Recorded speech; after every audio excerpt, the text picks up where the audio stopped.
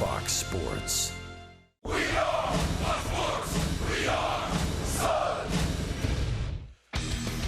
Evan Longoria is having a bounce-back year in 2016, already eclipsing last season's totals in home runs and RBIs. Tonight, Evan leads the Rays up against Big Papi and the rival Red Sox.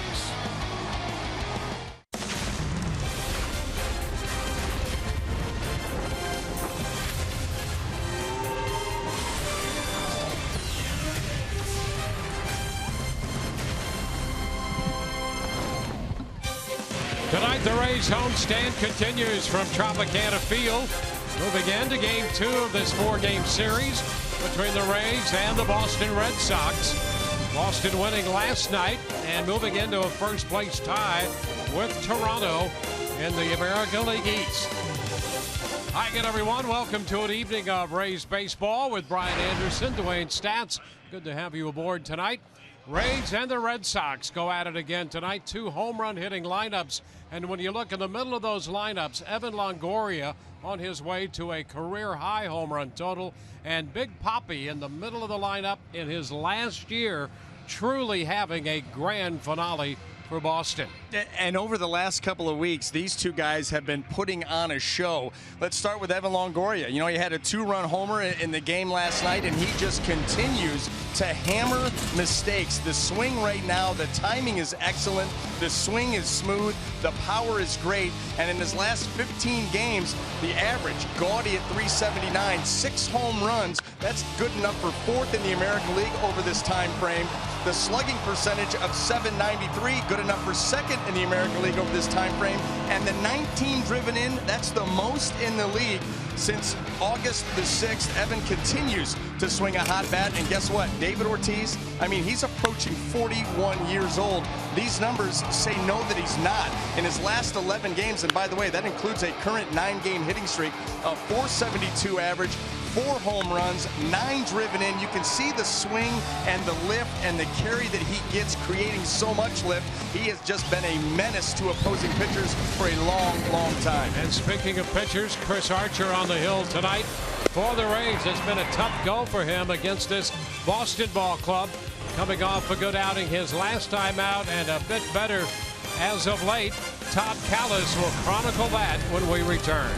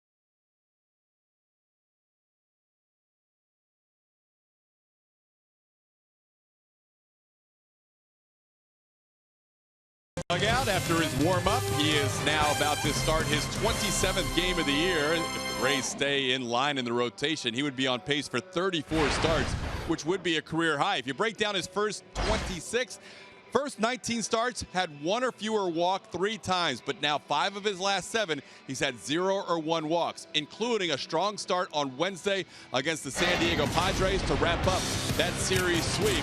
Archer was outstanding in that win. 7 1/3 innings of 4-hit, 1-walk baseball.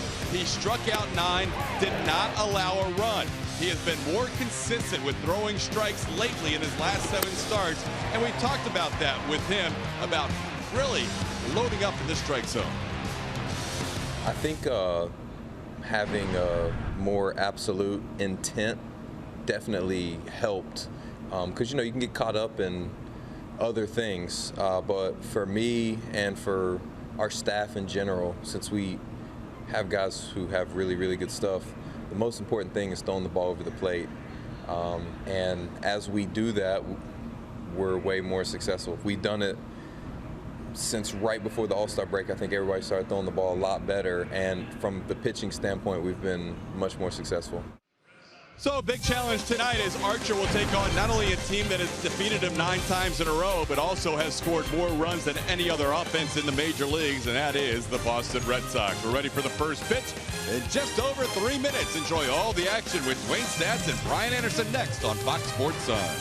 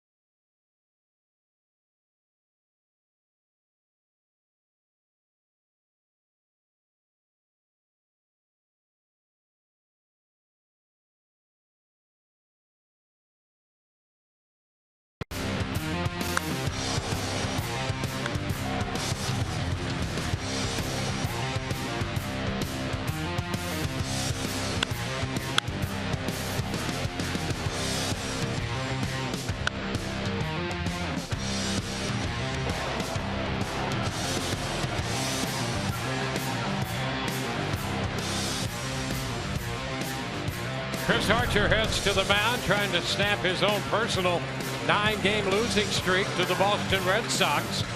Archer 1-9 in his career against this team, 7-16 overall this year. And here is the lineup he will face, presented by your Southern Ford dealers. Dustin Pedroia leads it off at second, followed by Xander Bogaerts, the shortstop. David Ortiz, the DH. Mookie Betts now the cleanup hitter for Boston at right. Hanley Ramirez at first. Jackie Bradley Jr. in center. Sandy Leon catching. Travis Shaw at third. Batting ninth, the young outfielder Andrew Benintendi. Well, Chris Archer making his 27th start of the season and looking to build off of his last outing. That was against the San Diego Padres here. Pitched into the 8th inning, 4 hits, no earned runs, picking up a win with 9 strikeouts. First pitch of this game outside. 1-0 the count to Dustin Pedroia.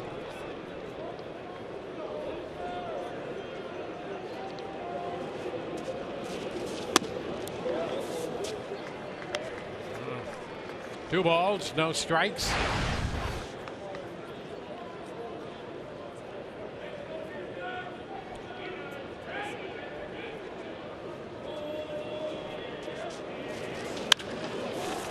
It's fouled out of play. Pedroia on base 3 times last night. Hitting in the leadoff spot for John Farrell, who's in his 4th season now as the Red Sox manager. Leading the way for a surging ball club. They are now, as we mentioned, they open tied for first with Toronto. That ball headed toward the right field corner. Fair ball and bounds over the wall for 2 bases.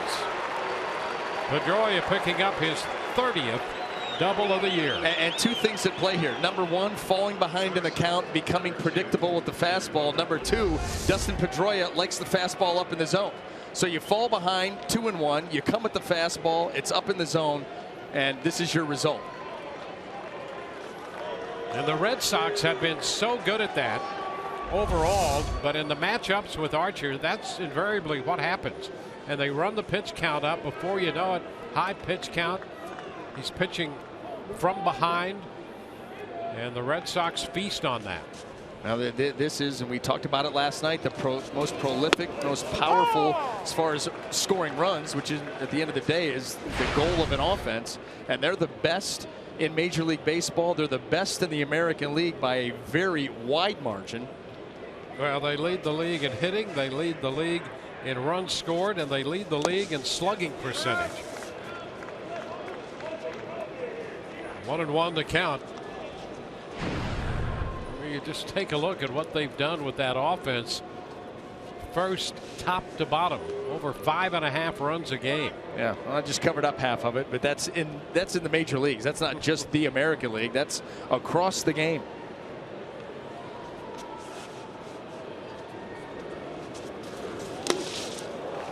Bogarts chase the slider there. Slider up around 89, 90. Bogarts has a run of success against Archer. 7 of 19 in his career off the Rays right-hander.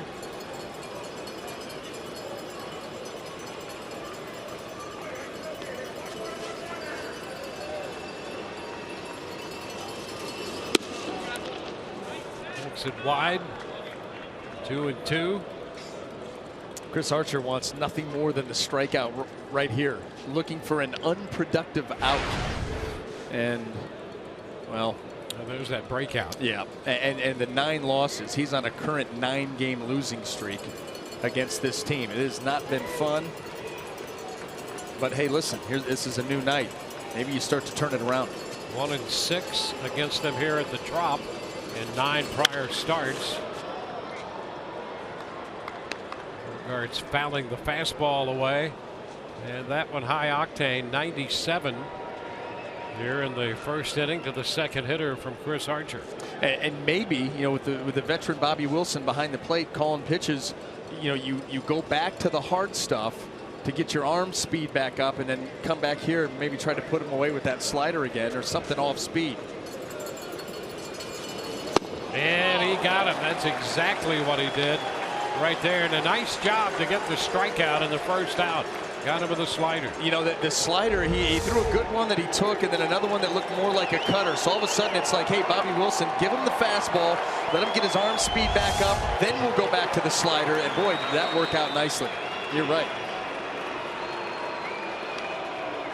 Well, every time David Ortiz comes up, it seems as if it's the Buick GMC big matchup, and against Chris Archer, 371. 3 home runs in his career off Archer. And a big cut and a miss. Strike 1. Well, Pedroia They're playing a little cat and mouse game with his lead in and out from behind Chris Conroy, the second base umpire on that first pitch. There were times when he couldn't see Archer and Archer couldn't see him. If you can't see him, that's why Tim Beckham is right there. If he starts to play some games, then there's going to be a pickoff attempt. You know, Dustin Pedroia doing that for a couple of reasons. He's trying to divide up the mind of Chris Archer, make him think a little bit too much about what's going on at second base, maybe give David Ortiz a better pitch to hit. Sharply foul, and it's 0-2. They got a chance to go for a strikeout once again.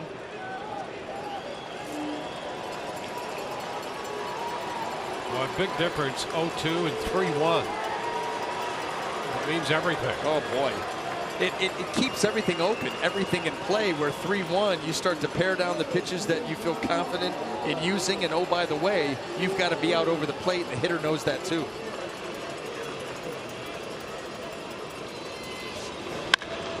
High fly ball, right center. And Souza Jr. there to make the catch. Tag at second. Pedroia heads to third and arrives ahead of the throw. A move to third by the Boston second baseman on the fly ball by Ortiz. You know what? But with Ortiz and the success he's had off Chris Archer, you'll give up that 90 feet for the second out, because now you know if you retire the hitter, who cares? One thing you got to watch is that Chris Archer on the season does have 10 wild pitches, a lot of them coming on the slider. And so Bobby Wilson's going to have to be good back there with Pedroia on third. Let's take a quick second and take a look at that Rays defense, brought to you by Gold and Diamond Source, and see how it's lined up here tonight. In the outfield, left to right, we have Dickerson, Kiermaier, and Souza Jr. And across that infield, third to first, we've got Longoria, Beckham, Forsythe, and Miller, with, of course, Bobby Wilson behind the plate. Well, here's Mookie Betts hitting cleanup. And there's that pitch, and Bobby Wilson on alert. I mean, you got to be. It's a hard slider. You know, that's the thing, too. It's not only in the dirt, but it's coming in 88, 89 miles an hour.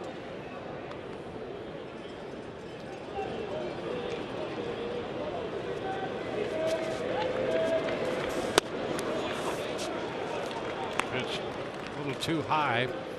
2-0. Double by Pedroia, move to third on the fly ball. He's over there with 2 gone. See how good Betts has been with 2 outs and runners in scoring position. Oh! That's a strike. He threw him a 2-0 slider. And overall, with men in scoring position, Betts hitting .356. So why wouldn't you move him into the middle of your lineup? I mean, really, the production, how clutch he's been. Good pitch right there. 2-2. We've seen some good sliders. They've passed the eye test, and we've seen some swings like this also. And that tells you that the hitter having a hard time picking that pitch up.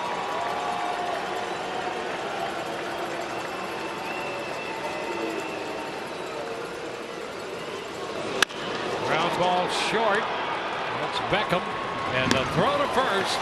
Pedroia left at third. We're headed into the bottom of the first inning with no score.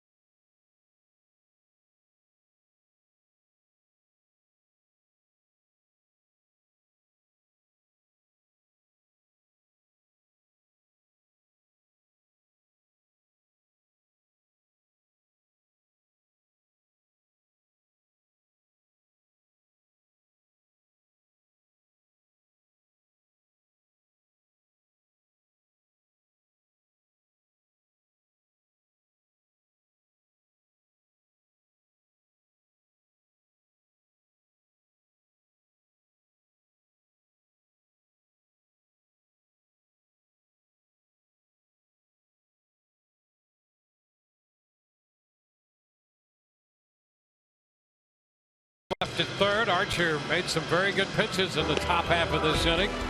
Tonight's lineup for the Rays, presented by your Southern Ford dealers. Logan Forsythe, Kevin Kiermaier, and Evan Longoria, 1, 2, 3. Down the middle, Brad Miller, Tim Beckham, and Logan Morris in the DH tonight. 7, 8, and 9 will be Steven Souza Jr., Corey Dickerson, and Bobby Wilson.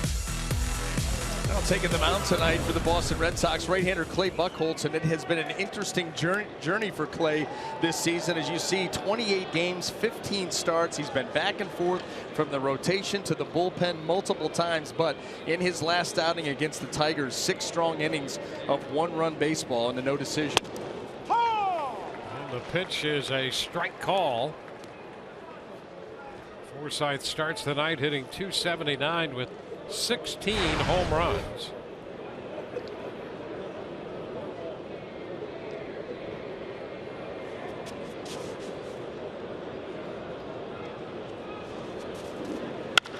Line drive, base hit into left, and Forsythe aboard to start the inning for the Rays. Let's take a look at the Boston defense. Brought to you by Gold and Diamond Source. In the outfield, left to right, we have Andrew Benintendi, Jackie Bradley Jr., Mookie Betts, and across the infield, third to first, Travis Shaw, Xander Bogaerts, Dustin Pedroia, and Hanley Ramirez with Sandy Leone behind the plate.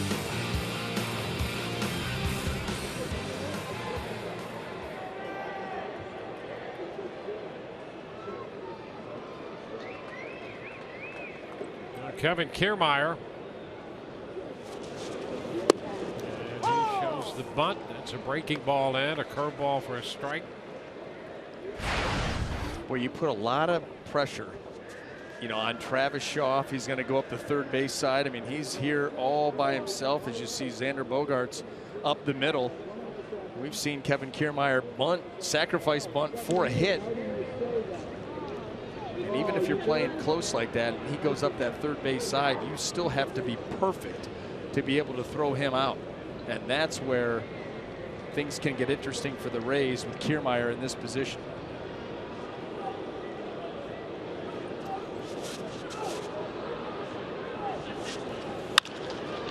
It's going to be out of play down the opposite side, 0-2.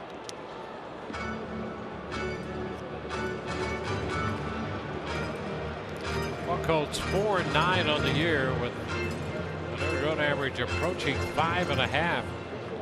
He has pitched well here at the Trop. In 11 prior starts, 5-3, but an earned run average under 2, 1.91. A ball, 2 strikes. You look at his season. He started in the rotation, 10 starts, didn't go well. ERA almost 6.5. Then went to the bullpen, back into the rotation for 3 starts, back to the bullpen, and now making his 3rd start after that stint in the pen. So it has been a back and forth year. Right side, Pedroia is going to go to second out there, and no chance with Kiermaier going down the line. They get the force at second on Logan Forsythe. Kiermaier reaching on a fielder's choice. He's there with 1 away, and it will be Evan Longoria.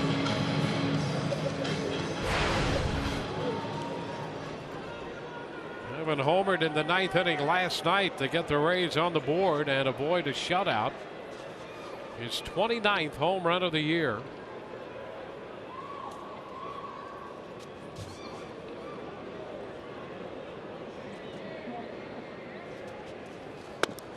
First pitch is a strike. Here's another look. And Longoria jumping on the fastball. Well, he makes it look easy. That's a mid-90s fastball, but that swing right now is so locked in and smooth, almost effortless. We can take a look at it. Right now, mistakes don't have a chance, and you can see it. These pitchers, they release the pitches, and they're in trouble the way that Evans locked in right now. As we mentioned, his 29th home run. His career high came in 2009 when he hit 33. And right now, his pace would give him 38. Ground ball right side. Pedroia keeps it in front of him and makes the play at first. Moving Kiermaier up to second.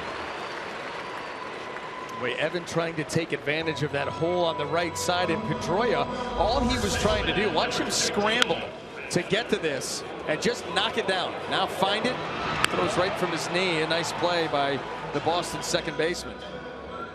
You know, Pedroia always has that great presence of mind about him, about who's running, what the situation is. You know, he knew that if he got over there, he could still make that play at first. That's a great point you make. Here's Brad Miller.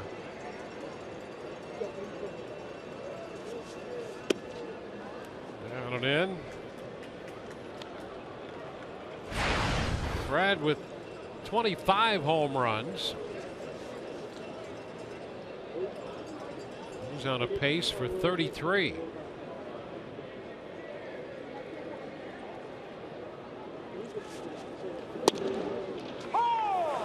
Curveball for a strike, 1-1. His one career hit in 6 at bats off Buchholz is a home run.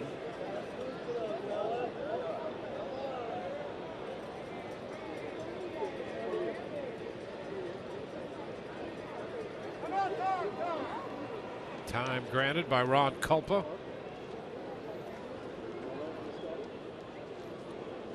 Red Sox had a runner in the top of the inning, left him at third.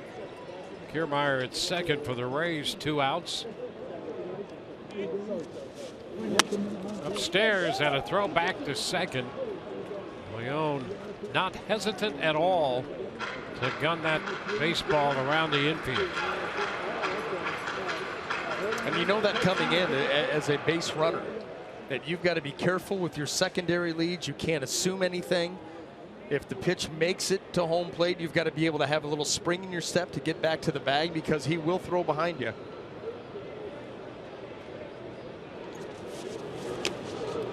We'll take the count to 3 balls and a strike. The right-handed hitter, Tim Beckham, is on deck. And that does make a big difference to Buchholz. Lefty's hitting .308 off him. Right-handed hitters just .219. And this lefty has 25 homers. So I want to mess around in this count.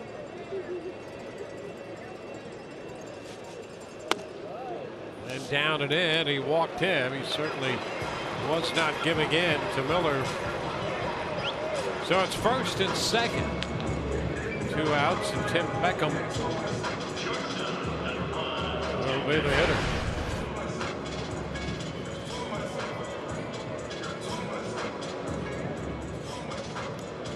Beckham making the start at shortstop tonight. Matt Duffy getting the day off. That's something the Rays and Kevin Cash, I think, plan on doing, is giving Duffy maybe a day a week. Coming back from the Achilles injury, the strain. Tap, shortstop, charge Bogaerts. And the throw to first in time. The Rays leave 2, do not score. No score through 1.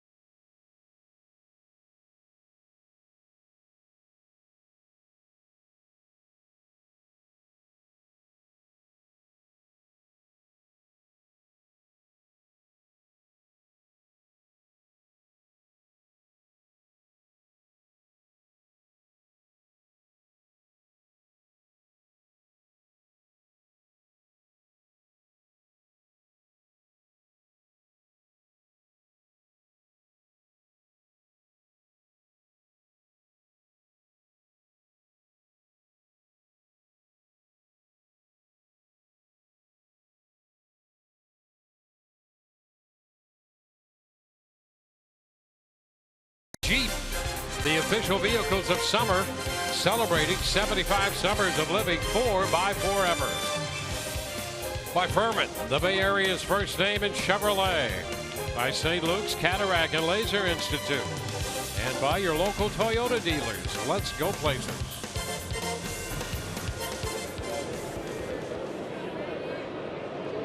Hanley Ramirez leading off.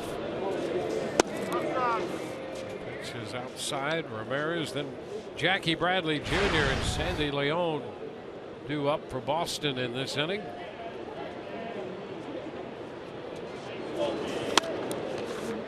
Archer's fastball upstairs. 2-0.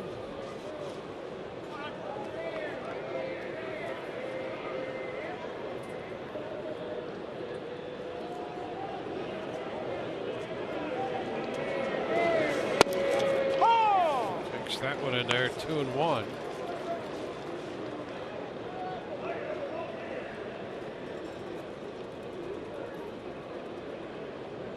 Ramirez on the Boston road trip is 7 of 18 with 6 runs batted in. He had a run batted in with a sacrifice fly last night. Leading off the second here and up in the count, 3-1.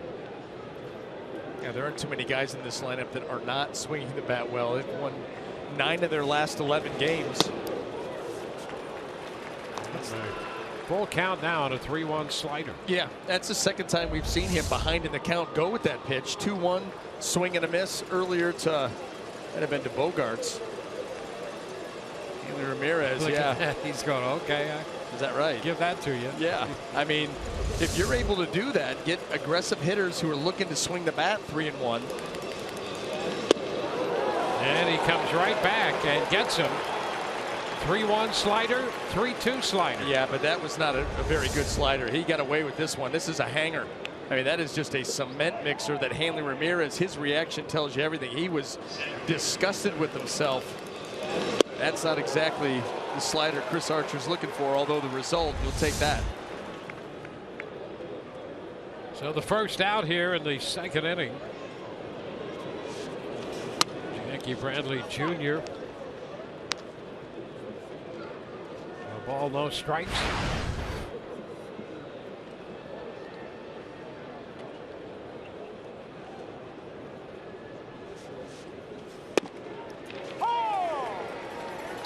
One.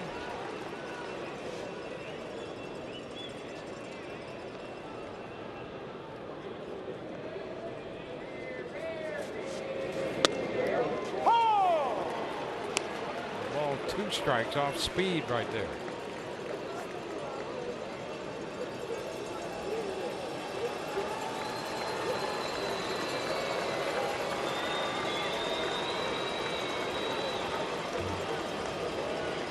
Shift on for Bradley Jr. And Archer's ahead in the count.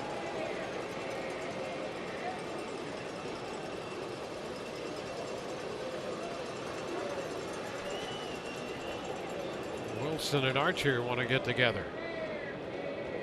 There's only 3 to pick from. You have a 1-2 count. Obviously not on the same page, and communication in any relationship, Dwayne, that's the key. It is very important. Very important. Because what you want to avoid is having a failure to communicate. Right.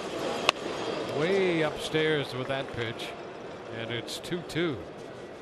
What was that movie? What we have? Yeah. Cool Hand Luke? Yeah, I think it was. Swing and a miss. That takes care of Bradley on a fastball. Guns N' Roses used that in one of their beginning of one of their songs. Of course that they clip. did. Yeah. Yeah. Yep. Slider up, or excuse me, slider down, fastball up. Those are the 2 ways Chris Archer able to put you away. Occasionally we see him break out that changeup. Usually, though, you know what's interesting with his changeup usage is usually when that's going to be a pitch that he's going to go to on a given night, you're going to see it early and often. If you see it later as the game moves on, maybe at that point he feels like he needs to go to it. Kind of searching. Yeah. and trying to buy himself some time. But if that's a big part of the game plan, he's not afraid to bring that thing out early. Behind Leon. 2 balls, no strikes.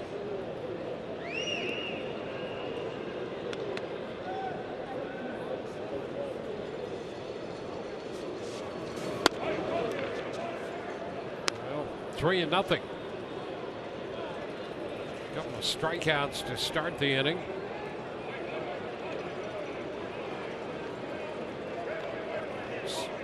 Travis Shaw on deck. 3-1.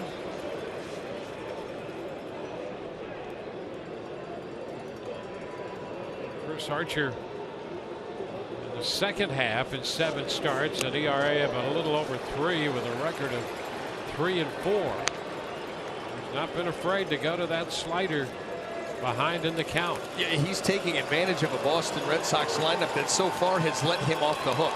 They've swung at a number of sliders way down in the count. In fact, 2 of them would have led to walks, directly to walks. And there is ball 4. Slider misses. 2-out pass.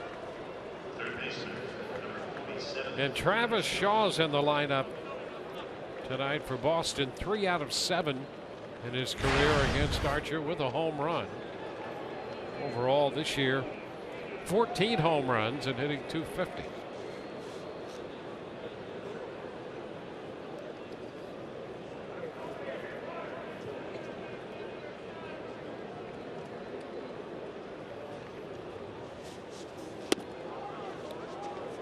And the pitch just missed, a little wide.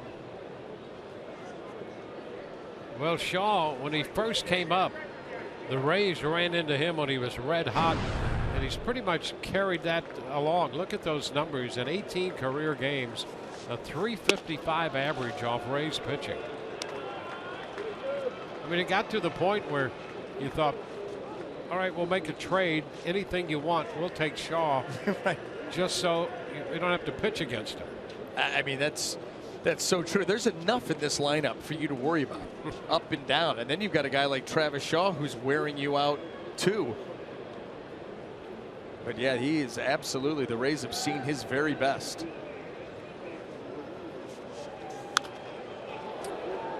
Out of play, 2-1.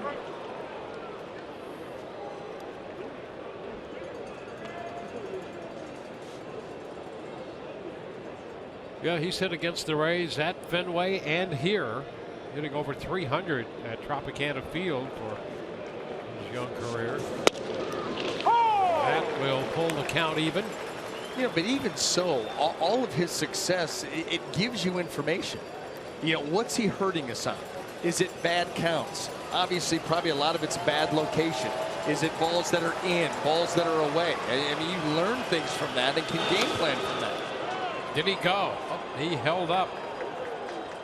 Checked in time, and the count is full. Did you think you were going to get a strike from Paul Nard? Probably not. That's right. Close. Borderline. It's not going to go the pitcher's way. Yeah. Prince Archer was trying to influence the call. That will not make any difference. 3-2, and it's lifted toward left, shallow left center, and Dickerson makes the catch. Walk and a man left. Bottom of inning 2 coming up. No score.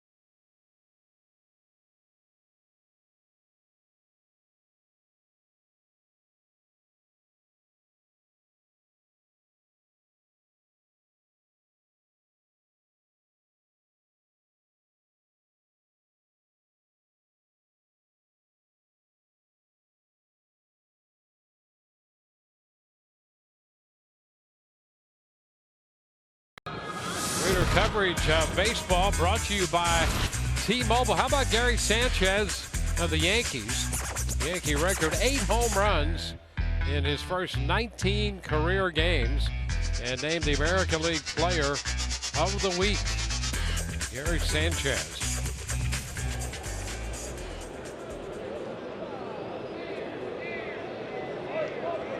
So here's Logan Morrison to lead off. The pitch is a strike.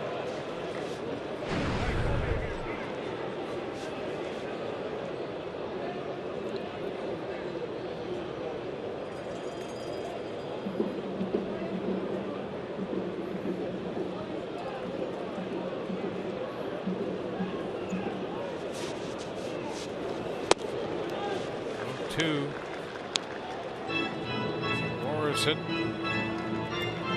25 with 10 homers, 35 runs batted in.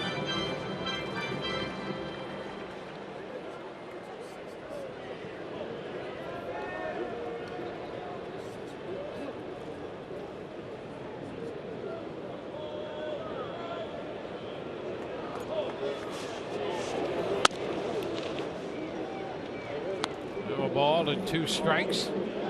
You know, we're talking about Gary Sanchez, and just to put it in perspective, he's 23. Just wondered, of course, Babe Ruth, you know, was with the Red Sox, but when he first came to the Yankees, what did he do in his first 19 games?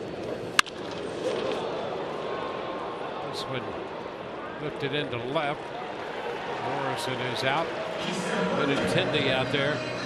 So Gary Sanchez, a Yankee first, with 8 home runs in 19 games, his first 19 games. Babe Ruth hit 4 home runs in his first 19 games, and he had to hit 2 in game number 19 to get to 4.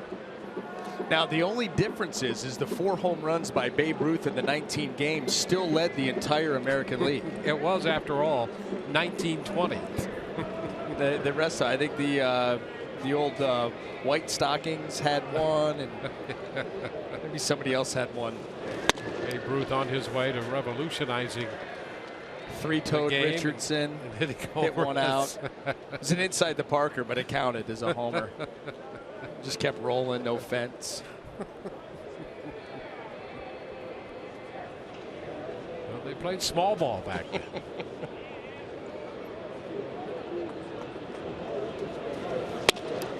Souza Jr. behind in the count, 0-2. Well, we'll see if Sanchez can keep up that pace. Yeah, that would be a big story indeed. Well, think about it. And, you know, he's the 3rd guy. Of course, the Rays were there when Tyler Austin and Aaron Judge decided to go back-to-back in their major league debut. That had never happened before. And then all of a sudden, Gary Sanchez, this Yankee youth movement that they're on right now, and some of these guys coming up pretty big for him.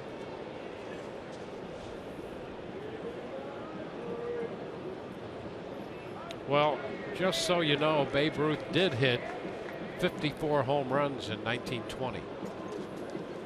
So he got hot in game number 19. Souza Jr. called out on strikes. First strikeout for Buchholz. So the Babe got hot there in game number 19. Went on to hit 54. And Souza Jr. a little hot, not altogether pleased with that call. Well, and you know what? There's some frustration there. There's no doubt. That's a cutter there by Clay Buchholz that just catches that outside corner. But Steven Souza Jr., who can run up some strikeout numbers, and there is a large amount of the strikeouts looking. You know, he gets called, you know, for strike 3 looking more than, well, anybody on the team. And so these borderline calls, I think it's starting to take its toll and get frustrated. Corey Dickerson bounces it foul all the way down toward the bullpen.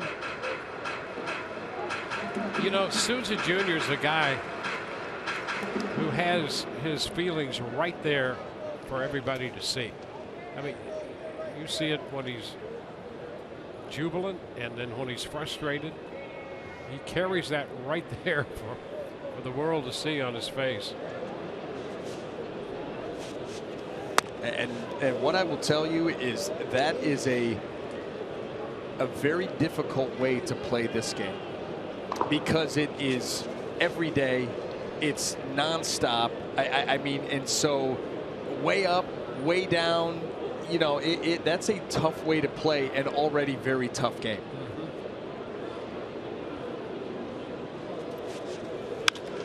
A game that says if you're a hitter and you fail 70% of the time, you're one of the best in the business. I'm just going to bring that up. You know, you being a pitcher, I think it's tougher day in and day out to be a hitter, because you're gonna fail that often. 7 out of 10 times, and you're great. Yeah, yeah, that's like that's a top-notch hitter. If you're failing 8 out of 10 times, it's really tough. You better have a good glove and take a walk. Liner foul, look out. It scatters the bullpen. Look out, guys. Erasmo Ramirez abandoned ship early. Yeah, and you know what? Ear flaps are giving him the stare down. This ball gets ripped, got some English on it, does not come up with the play, and now all of a sudden the boys start to lose confidence. And they're wearing him out. Yeah, look at that. That was to the glove side too.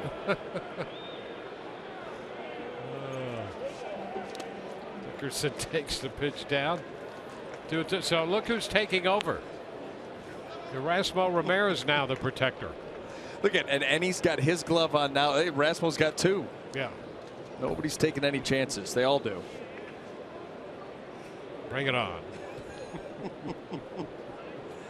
I mean, there's not a safe spot on a baseball field, in a clubhouse. It doesn't matter where it's at. You better have thick skin. All in good fun. Now the count's full on Dickerson.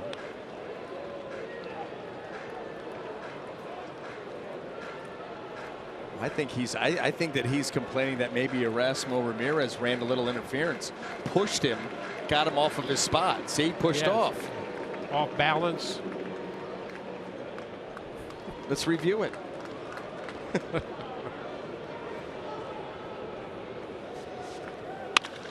Line drive and a base hit into center. The Rays have a 2-out single, sharply hit by Corey Dickerson and out of the reach of Bogaerts. And another cutter.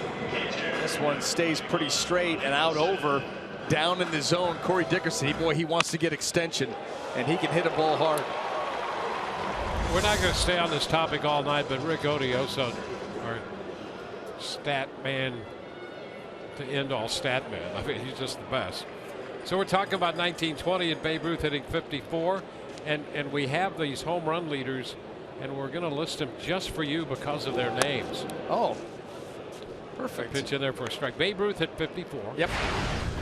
George Sisler, great hitter himself, 19. Then Tilly Walker had 17. Happy Felch had 14. wait, who?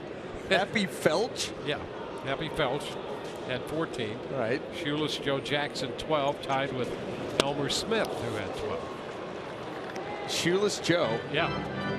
I mean, Elmer Smith, but Happy Felch. Yeah, and Tilly Walker, he had to be a fan favorite.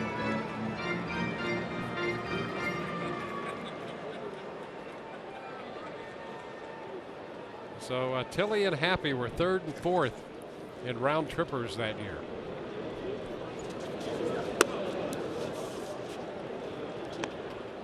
Two on the count. So that's just for you in a little package. Or a big package. A lot of home runs there. Led by Babe Ruth with 54.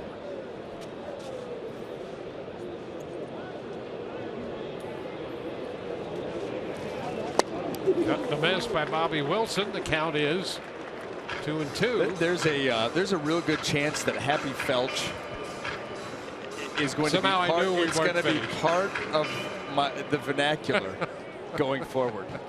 Like, hey, Dwayne, that was a Happy Felch. It's going to happen. He's become your favorite. That could be. He's a All-time player. Yeah, because he's going to live on. Up the right side by Bobby Wilson, and that's fouled just beyond the bullpen. Far enough so that everybody's still safe down there. Uh-oh. Well, it was there, then it was gone. What are we going to do? Oh, look at this. Going in a completely different section.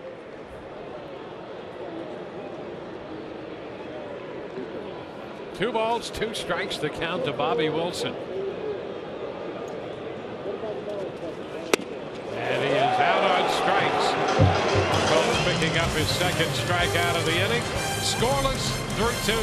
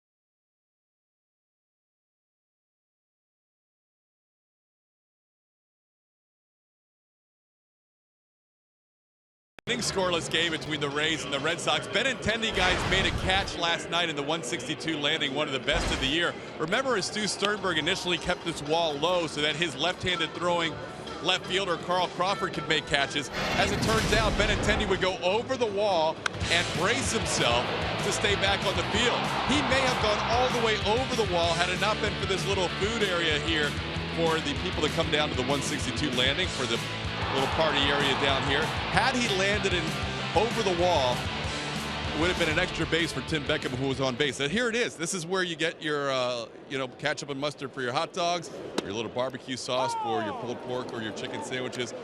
You've got chips, and then on the far side, it's Arresta's favorite spot. Those are where the cookies are. So normally, like tonight, it's the St. Anthony's physicians that are here, and they come every year down here to the 162 landing. Normally, those cookies are filled, but usually there's a few that are missing, because somehow prior to the game, Arrestas gets his way down to that little spot. But guys, here's where Benintendi landed. So you see Arrestas stealing the cookies. He landed with his chest right on these two spots. No lie. He took out the mustard and the ketchup. There was mustard and ketchup flying anywhere. So last night you had a chance to, if your hot dog was positioned correctly, have Benintendi serve you a condiment on your hot dog while making a play of the year. Back to you. And that pretty much wraps up that play. That was an exhaustive report there on what was truly an unbelievable catch. Well, there's a case where Todd's phraseology is second to none. Oh, yes, he's a master.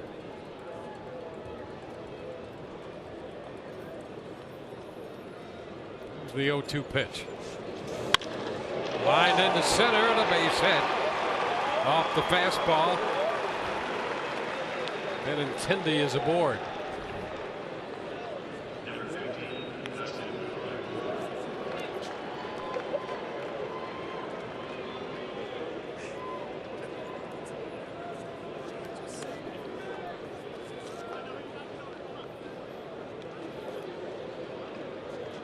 There's the scene of that great catch last night.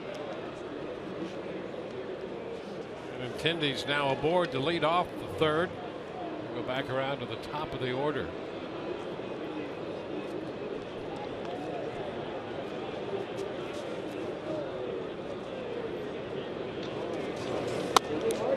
It's upstairs to Dustin Pedroia.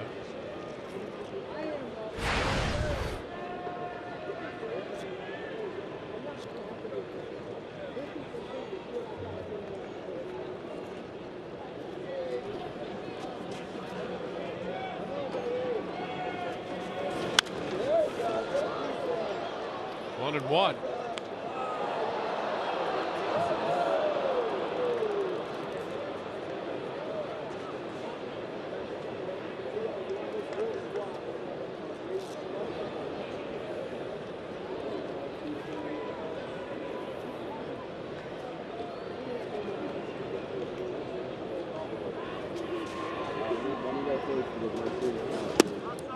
Pitch is wide. Now 2-1. We said that we might be finished with Tilly Walker and Happy Felts, but we're not, because Rick Odioso, just the best ever. This has got to be good. Well, you know, Happy Felts was part of the 8 men out. Oh, The Chicago Shoeless. White Sox, the Black Sox at the Yeah. time. They so named them the Black Sox because of that, the fact that they never washed their socks. That's another story. He admitted to taking $5,000, and so he was among those who were banned. And the interesting thing about that, at least we think it's interesting, I'm not sure that it's tremendously interesting, but we have a guy here in David Ortiz in this lineup who says this is it for him. And if it is, it's going to go down, if not the best, has to be the best final year of a career. I mean, it's unbelievable the numbers he's putting up. Happy Felch in his final year, he had .338, drove in 115 runs in 1920, and never played again as part of the 8 men out. Forced out. Yeah. Well, now I want to know who played him in Field of Dreams. Charlie Sheen. And 8 men out. And 8 men out. Yeah. And Joe Jackson had a cameo. She was Joe in Field of Dreams. He did. Ray Liotta.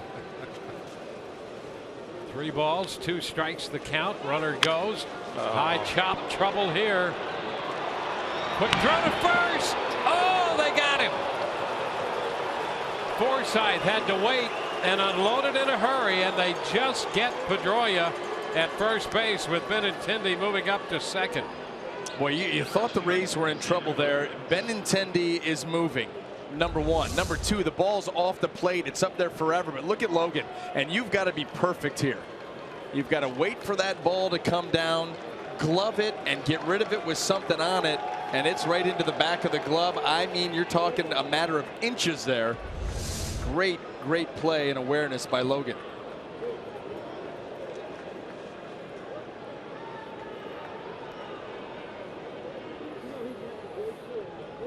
Bogarts with the man in scoring position.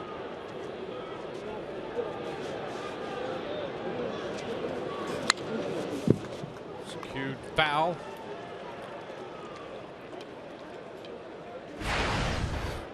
Bogarts struck out on a slider in the first.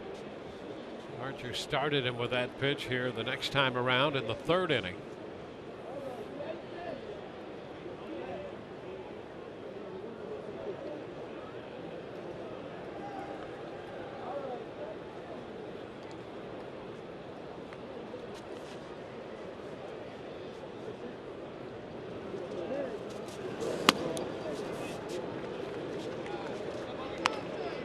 Ball, 1 strike.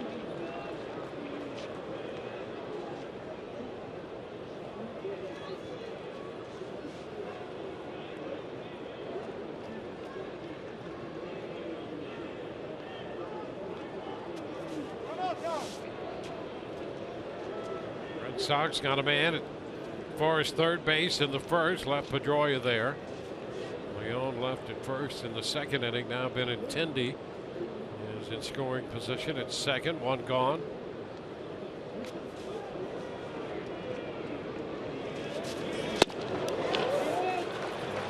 strikes, and that pitch disappeared. You know, Chris Archer's slider, a lot of times, you know, when it's very, very good, gets a ton of depth. He's thrown it a lot here tonight. There's been some depth, but he's sweeping it. Look at that ball. That ball was right off the end. Bogart's bat wasn't long enough to be able to reach that pitch. And we've seen a number of them with that kind of action.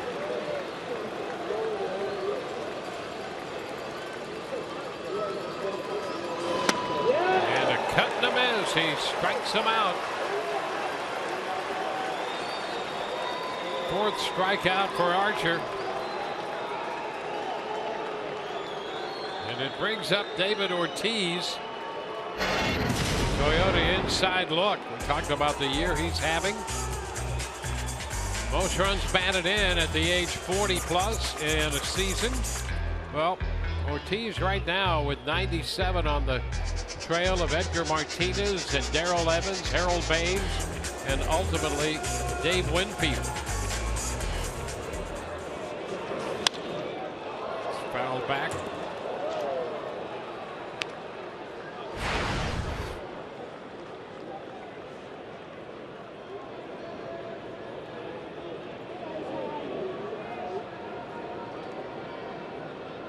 Archer 7-16 on the year, 3-8 at home, but with a 2.66 ERA here versus 5.97 on the road, where he's gone 4-8. Ortiz, a ground ball into right for a base hit, and here comes Benintendi in to score. RBI number 98 for Ortiz on the year, and it's 1-0 Boston. Well, a big two-out hit there by David Ortiz as he inches closer to 100 runs driven in. And if you're gonna, he gets a changeup here, ball stayed up enough. And if you're gonna get a ground ball through the shift, you've got to hammer it, and that's exactly what David Ortiz did. Now you can see how deep the Rays position Forsythe out there to get it through that with the second baseman that deep. You're right. Yeah, you send it deep like that to increase his range, and because you don't respect very much the foot speed of whoever happens to be at the plate. You'll run the shift on other guys, and you'll see Logan a lot closer to the infield because maybe that guy runs a little bit better. Jackie Bradley Jr. comes to mind. Sure. Run the shift on him, but Logan's playing closer. Guy that's slower of foot, you play deep, you get more range. Still got it past him. That's fouls it back 0-2. Red Sox get the first run of the night.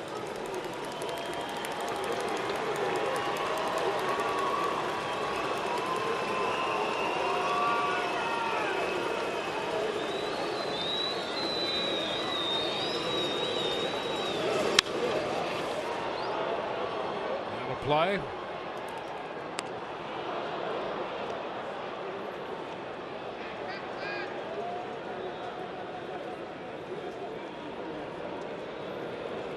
So the leadoff single by Benintendi turned into a run by Boston.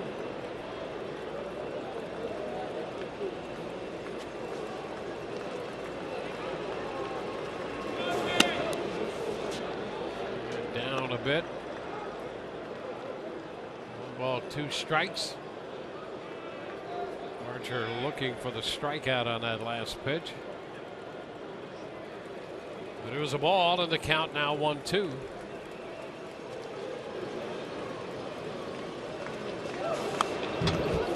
Hits the bat of Betts.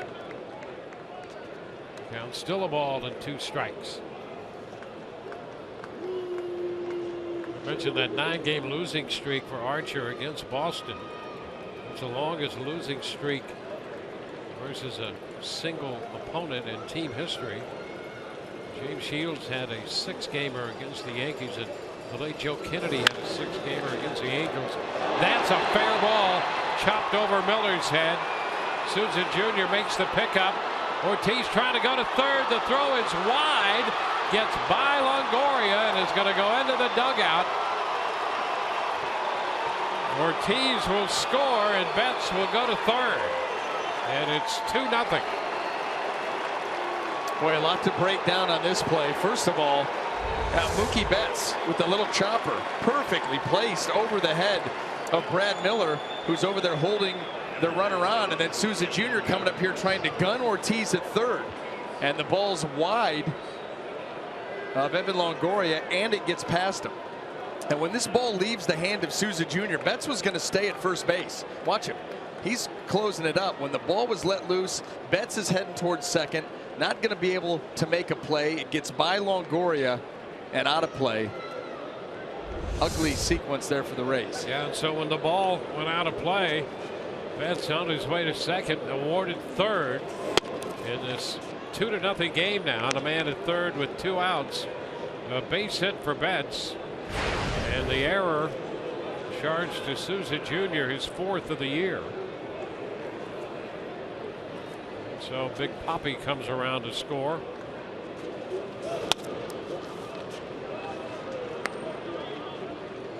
Two and 0 the count to Hanley Ramirez.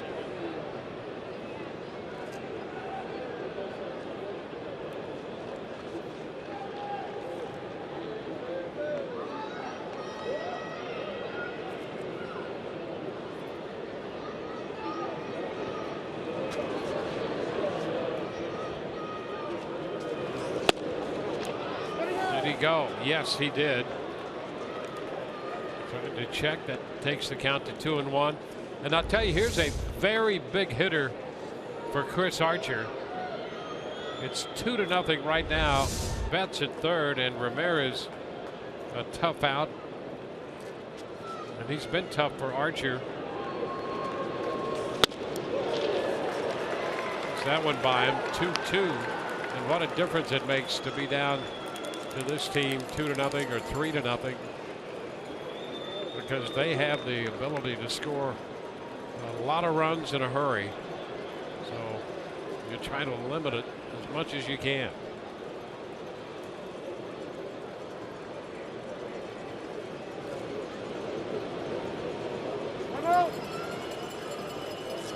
Two runs, 3 hits, and an error in this inning.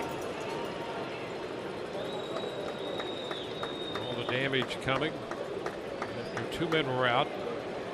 Leadoff single, then Pedroia and Bogarts retired. Chop to short. Beckham gloves and throws to retire Ramirez and the Red Sox, who come up with 2 runs to take a 2-0 lead.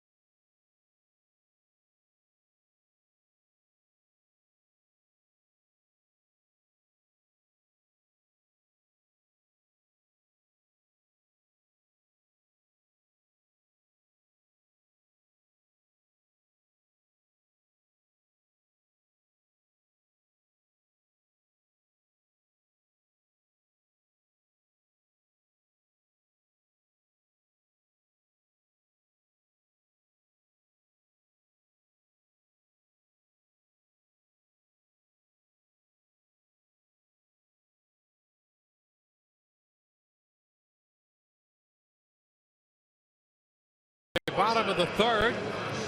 Logan Forsythe, who's going to lead it off here. Here's the focus of the bobblehead form available to all fans when the Rays take on the Blue Jays Saturday, September 3rd. So make sure to grab your fan vote favorite bobblehead presented by GTE Financial.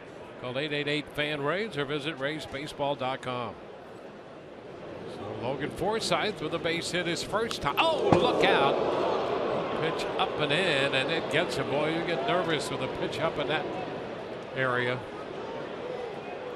Yeah, and really no intent here by Clay Buchholz. It's a fastball that gets away from him. It unfortunately ends up in a scary area. There's no doubt about that. Just pulls off of that pitch, and it rides up and in.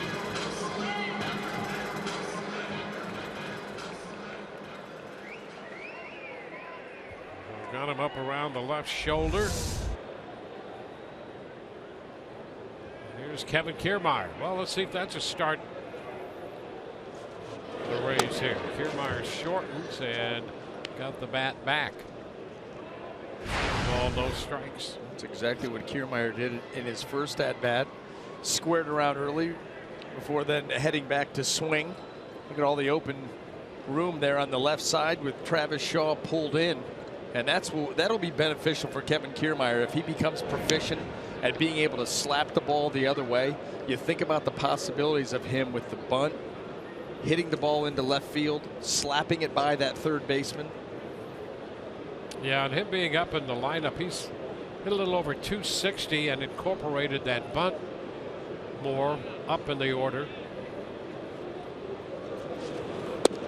His on base percentage is about 50 points higher in the 2-hole than it was when he hit down in the 8-hole, predominantly the 8-hole. Now it's a smaller sample size, no doubt about it, but because of what you're talking about, that bunt and the point that you made about the bunt hit per week, what it can do to your average and on base, we're seeing that.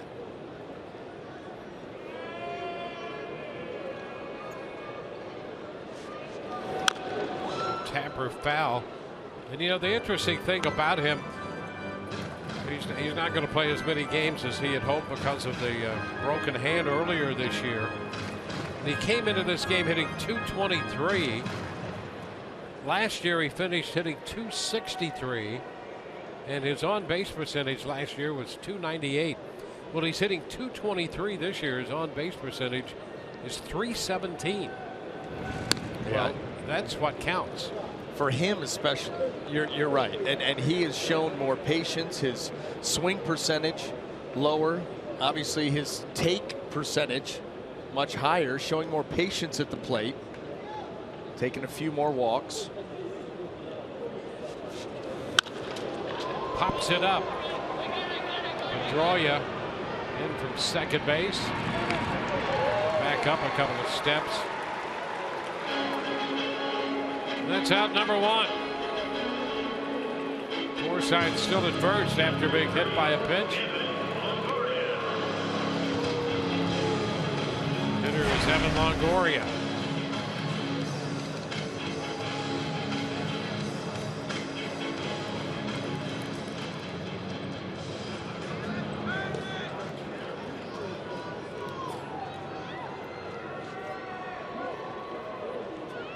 Levin grounded out his first time. Does have a career home run against Clay Buchholz.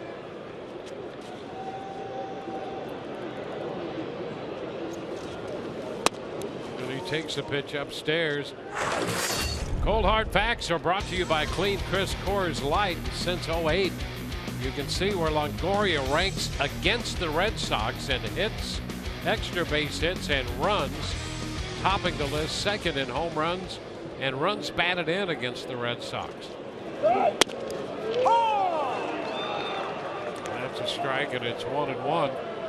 He's behind only Jose Bautista in those final two categories there.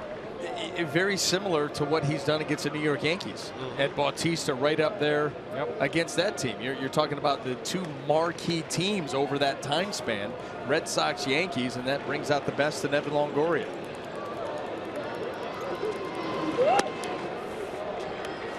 Sails away, up 2-1.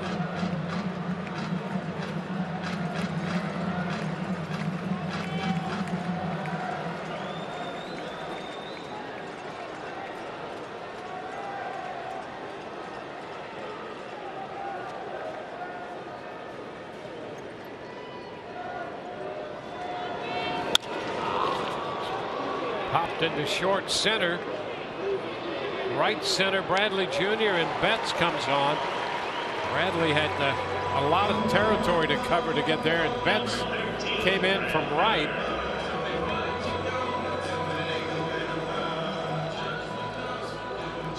Well, look at that outfield out there right now for the Boston Red Sox. Bradley Jr. in center, of course, Betts in right, Benintendi out in left.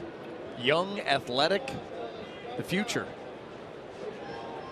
And right now in the thick of a playoff race, a pennant race, searching for a division title. It's a beehive out there. That's right. Swing and a miss by Brad Miller. Well, we saw that great catch by Benintendi at last night's game. He just moved over to left and made a spectacular grab over the low wall. Rob Souza Jr. of a potential home run.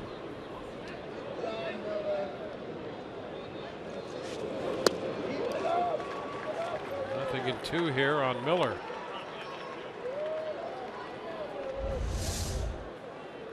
Oh, look at him spin this hook. Start it middle in and drop it back foot.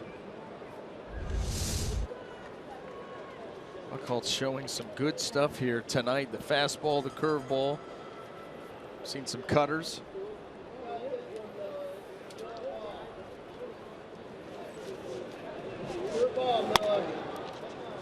It's upstairs.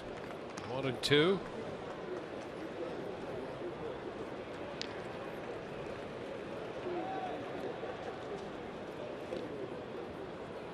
A lot of time on the disabled list in recent years for Clay Buchholz after getting to the big leagues initially in 07 and then part of 08. That strike 3 call.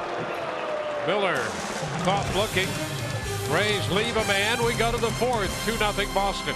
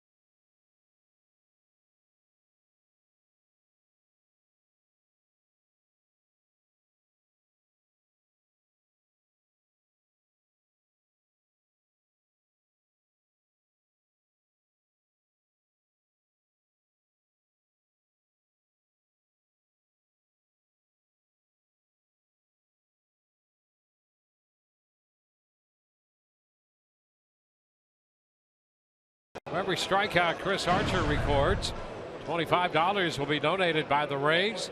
10 News WTSP and Chris to benefit Berg Baseball and RBI Baseball of Tampa. Make your pledge. Go to raysbaseball.com/Archer. First pitch, Jackie Bradley Jr. This one upstairs. 1 ball, no strikes.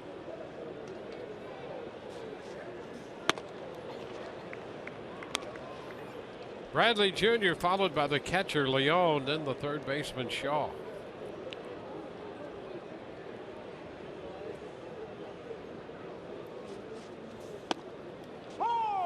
There's a strike.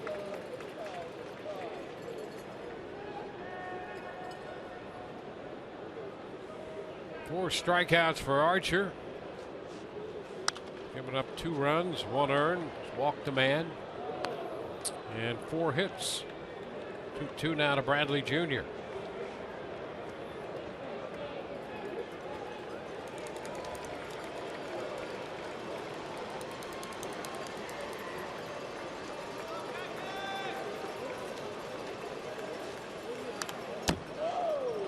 Just a little bit of that pitch up, and he fouled it right back.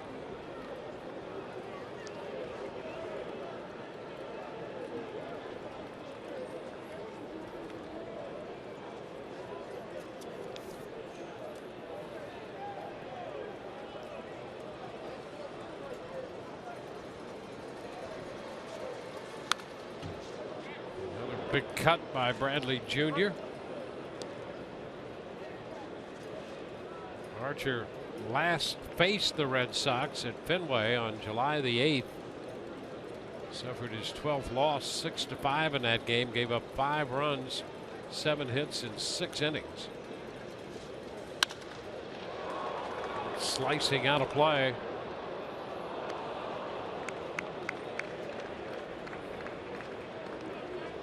It's been fastballs, sliders, trying to find a way to put Jackie Bradley Jr. away. I wonder if he starts to think about the changeup here, especially after speeding him up on that fastball.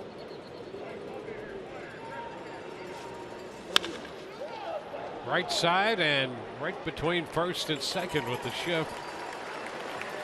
Forsythe takes care of that. You know, and that's what we kind of talked about. We showed that shift against David Ortiz and how deep he was. Jackie Bradley Jr. obviously better foot speed, and so you run that shift. You put all those guys over on the right side, and Forsythe just playing a deep second base, pretty standard.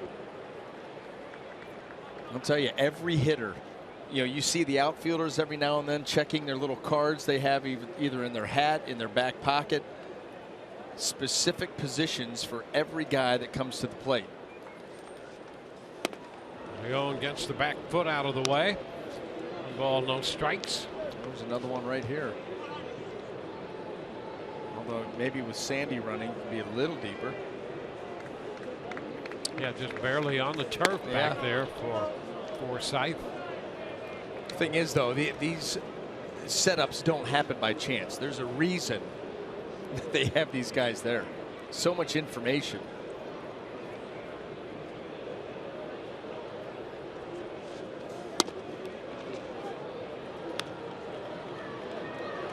Two and 0 now.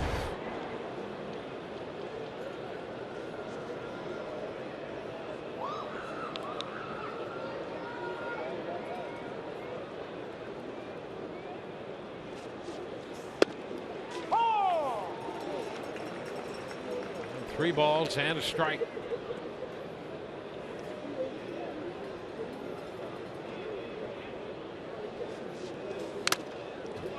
Foul right back, 3-2. Hey, don't forget, we're going to have a conversation with Derek Shelton, the Rays hitting coach, coming up in the top side of the 5th inning. He has agreed to join us, and so we're looking forward to that tonight. 4th right now, and I want to make sure Bobby Wilson's okay after taking that shot. Well, that foul ball was straight off of his mask.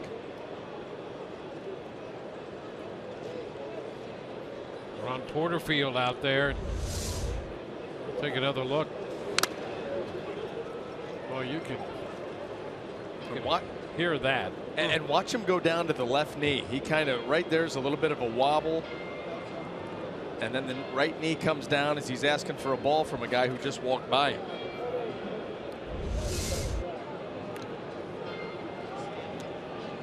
Well, in all of sport, that has become an issue that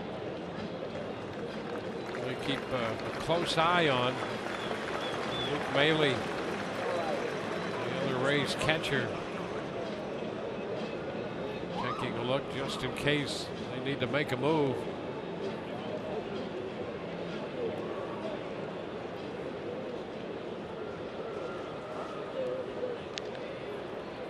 See Wilson shaking his head.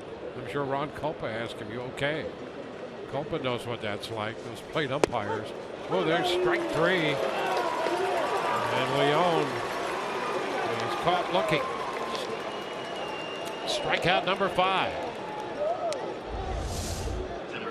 Fastball right down the middle. Obviously not looking for that pitch. Because Carlos Guillen told him to hit strikes. That was one.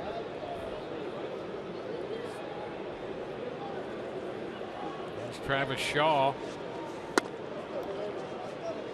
Pitch is upstairs, 1-0.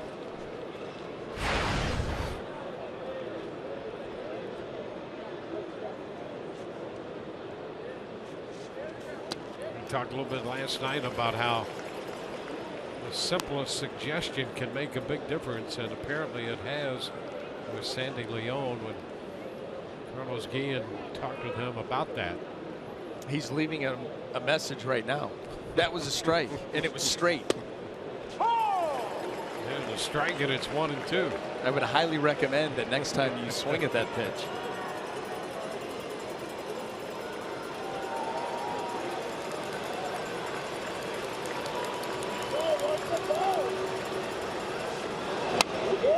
Upstairs, 2-2.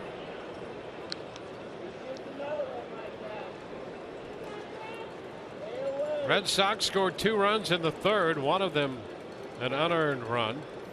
A couple of runs, 3 hits and an error. And a swing and just a little bit of that one out of the mitt of Bobby Wilson.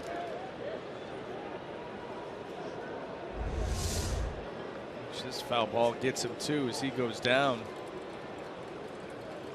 can see the grimace. He's getting banged up here in this inning.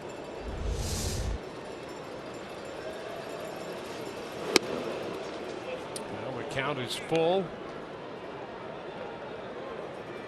What a job that is, a major league catcher. You better be. You better have some toughness to you at the end of the day. That's strike 3 call. So a couple of called third strikes here in this inning. It's 2-0 Boston.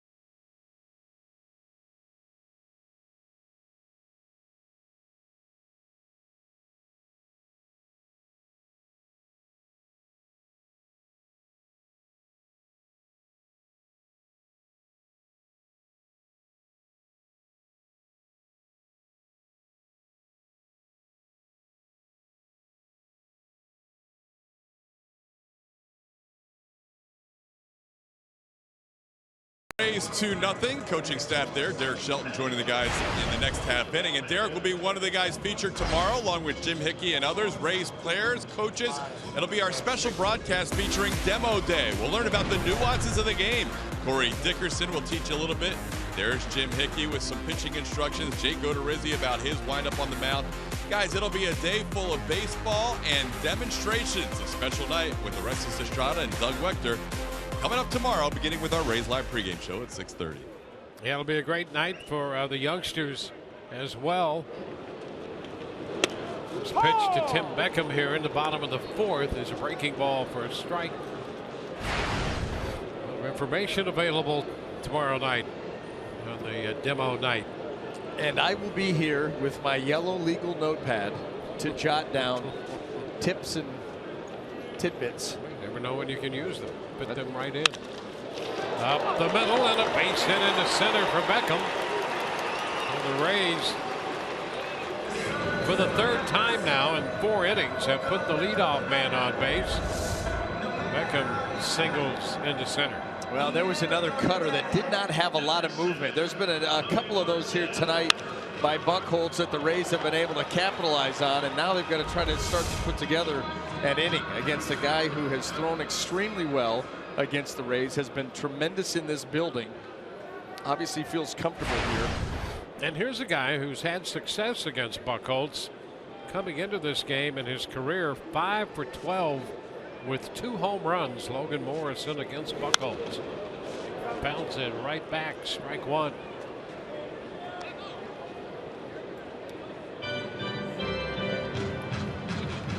Take a look at Buchholz against the Rays. 20 starts at 263 earned on average, 8-7.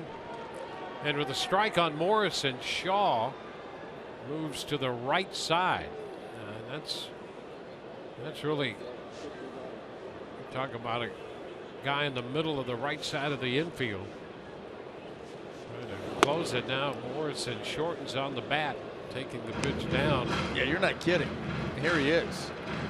I mean, you talk about count specific, position specific. Dustin Pedroia shading up the middle, of course. Bogarts over on the left side. Now he's moved into the cut of the grass. A lot of different looks here to decipher.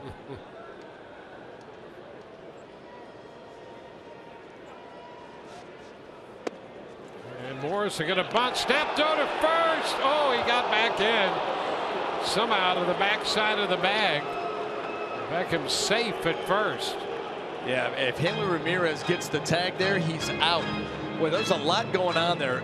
Bogarts was in on the cut. He backs up as the pitch is being delivered.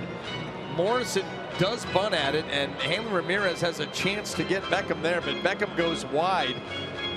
He pulls that hand up. And look at that glove is waiting for him. Ooh, I don't know. They may want to take a look at that. That may have got him. John Farrell wants him to take a look at it now. He's trying to sweep. I think that tag got into the armpit before the hand got to the bag. I'll tell you, the way that's set up, when he got back in there, I was absolutely surprised. Yeah. That they called him safe. Yeah, Hanley had that glove right where the hand was going to go. So Beckham picks the hand up to try to sweep and to try to swim over the top. But that glove, I think, got into the armpit before the hand got back down to the bag. That's what the Red Sox saw anyway. We'll see if they're right. There's a challenge underway. That play at first. Did he get him? Certainly looks as if he did. And Hanley's smart, putting the glove where he expects the hand to be. Now, does that right there? Yeah, contact before the hand hits the bag. That's going to be it'll be interesting. There it is. So they've overturned the call. Beckham picked off of first. Leon to Ramirez. So the Rays lose the leadoff man after that base hit.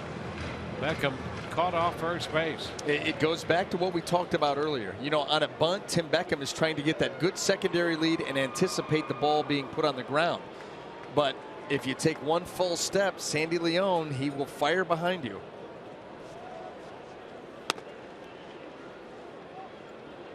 Two balls, 2 strikes.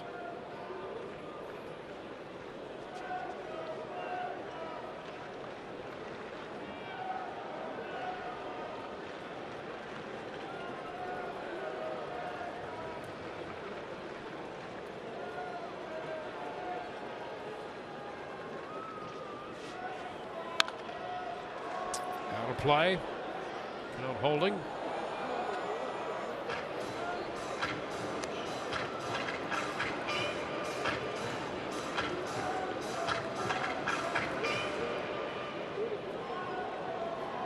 Buchholz here working to his second man in the 4th inning. In the mid-50s in pitch count. Archer has 90 pitches through 4.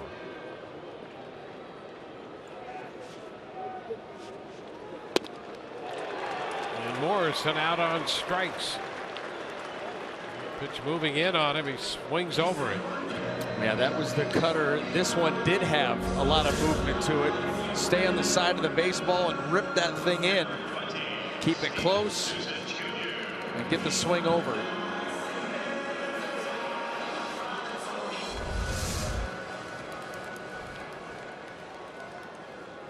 Bases empty for Steven Souza Jr.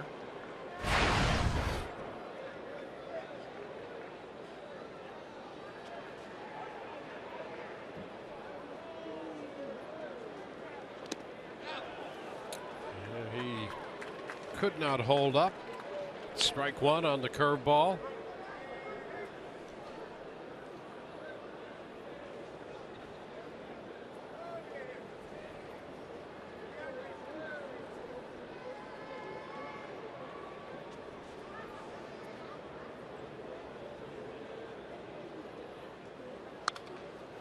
Right back over the screen. I mentioned earlier, Buckholz coming up in 07. His best year really was 2010 when he was 17-7 in 28 starts. 7-7 a year ago in 18 starts. 4-9 right now. 1 ball, 2 strikes.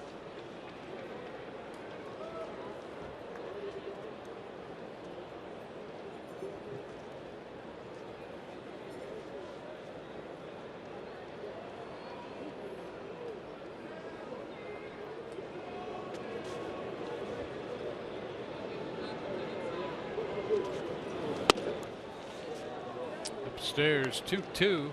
Injuries have followed Buckholz throughout his career. And that season we mentioned in 2010, even then he lost some time to a hamstring issue, and lower back problems, neck strain, hyperextended left knee, elbow problems. That was an issue last year.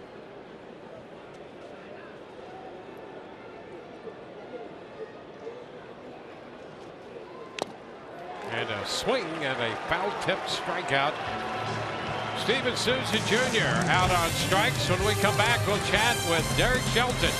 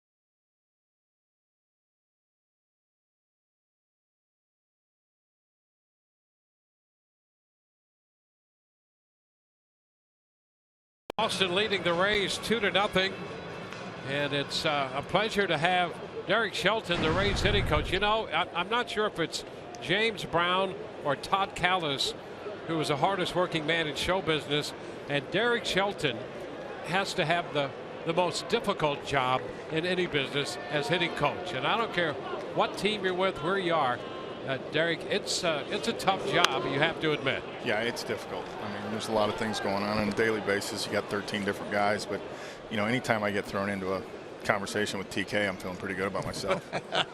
Yeah, who is it? I mean, come on. Well, you're grading on the curve there. Right. Well, hey, let's talk about this. Some good things here. Go ahead. Base hit here for Benintendi to lead it off, so the leadoff man on. Well, since the All-Star break, the Tampa Bay Rays have the best run differential in the American League. Now, obviously, the pitching's been very, very good, but to have that run differential, you've got to be able to score runs. And you go over what this team has done in the last couple of weeks scoring runs. What are you seeing as a whole from this group? Well, I think we're back to full strength. We got guys back that need to be in our lineup, and I think Dickerson's been better, which helps us a ton. And I don't think you can overlook when we brought Forsythe back, and what Longo and Brad Miller have done have just been outstanding.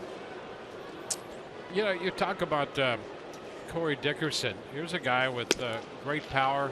And sometimes when guys go from one league to another, there's an adjustment. You know, he's had to really go from a ballpark that's good for hitters to one that at times can be a challenge for hitters. Give us a little insight into that process. Yeah, I think that plays a big part of it, Dwayne. I think when you switch leagues and you don't know the guys that you know, and I think for a perfect example with Corey is anytime we've gone back in the West, in the National League West, and he's been comfortable, he's been really, really good. So I think that adjustment and the adjustment of, you know, being a more or less a full-time DH, I think that plays into it. You have to learn how to do that, and you don't see a lot of guys earlier in their career that do that. It's usually guys that are later in their career that go into that role. So I think that's been an adjustment for him also. Pedroia's ahead 3-0 here. You know, Derek, let's talk a little bit about, you know, Kevin Kiermaier. Obviously spending most of the season down in the 8-hole, now moving up to the 2-hole. It looks as if he, you know, talk a little bit about what he's been working on, his skill set fitting into that 2-hole. And it also looks to us that you know, being a little bit more patient, being a little bit more willing to try at least to take a walk, to get on base, and now being up at the top of that order, trying to be a table setter for, you know, Longoria, Miller in the middle. Right, and I think the skill set's probably the right word for that, BA, is the fact that, you know, he has utilized the bunt more. He's had Forsythe on in front of him, so, you know, we've encouraged him to put the ball down, because the worst thing that happens is he gets a sack, and I think we've seen him a couple times, even when he sacks, get base hits out of it because he runs so well. And then the second part of that is the fact that, you know, when he was down at the bottom, I think he got a little bit too aggressive, got out of the zone a little bit. He's done a nice job of coming back into the hitting zone. You know, he's battling something in terms of having a top hand issue, which for a right-handed thrower, left-handed hitter is a little bit of a challenge, and getting him to try to stay on top of the ball a little bit. And having that injury is a little bit of a challenge. But those are the things that he has been, you know, we have talked to him about. And I think we're starting to see the fruits of it a little bit, and he's using his skill set better.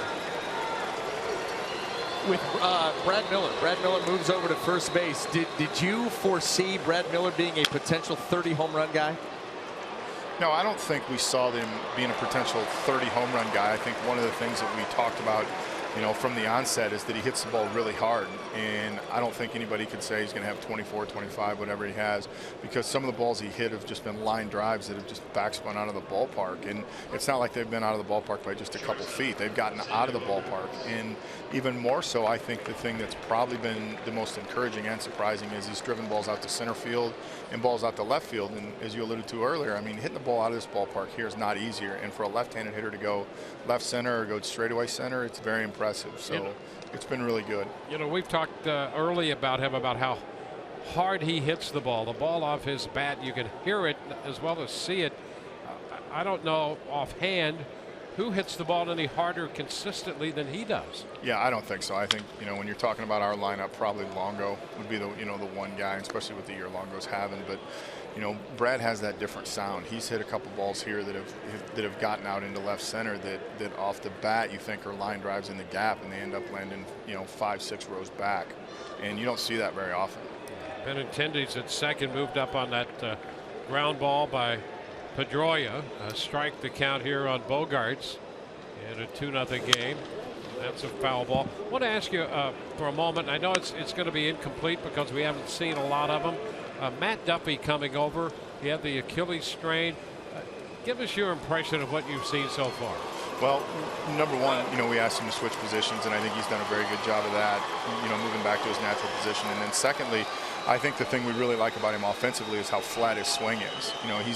He's a different skill set for our lineup. He's a bunch of contact. He uses the other side of the field, and he hits line drives. And we've had some guys that get the ball elevated, get the ball out of the ballpark, and we have some swing and miss. So to add a dimension into our lineup with what he does and how he does it, it's really a nice addition for us. Yeah, talking about that, would you like to see this lineup a little more varied than it's been this year?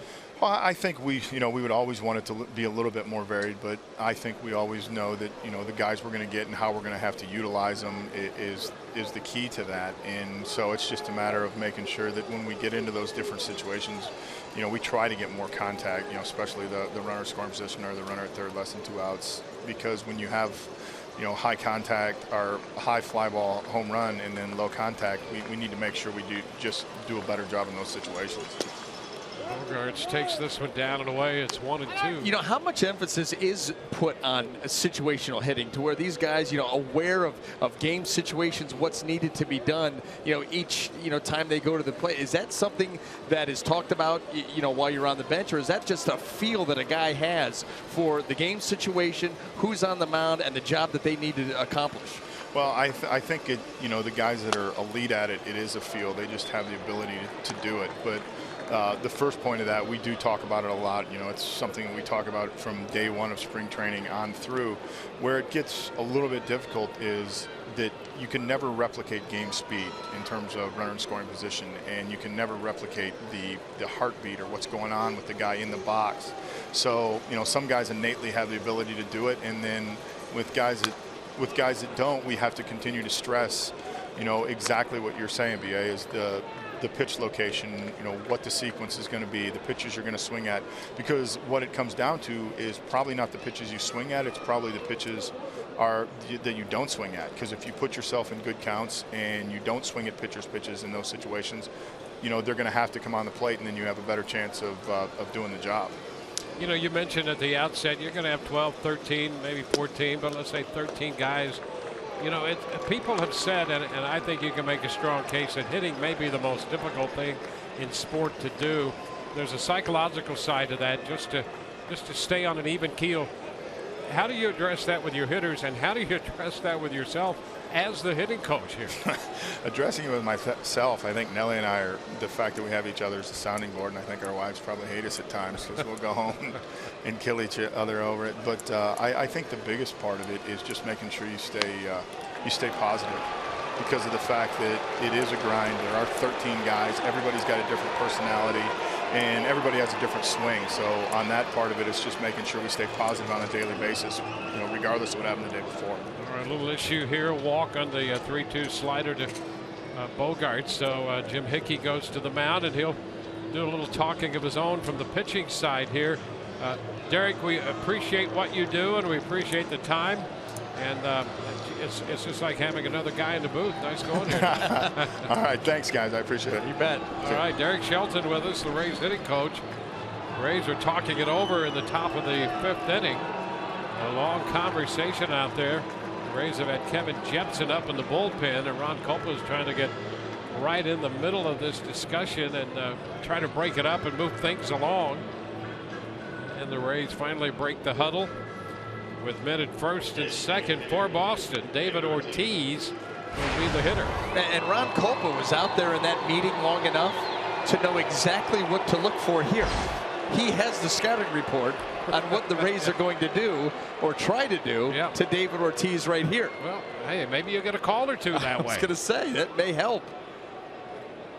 Ortiz drove in a run with a base hit in the 3rd and scored a run. And the pitch is down. Well, Archer here, 1 out into the 5th inning, is up to 107 pitches. And this is what the Red Sox do to Archer and a lot of pitchers for that matter.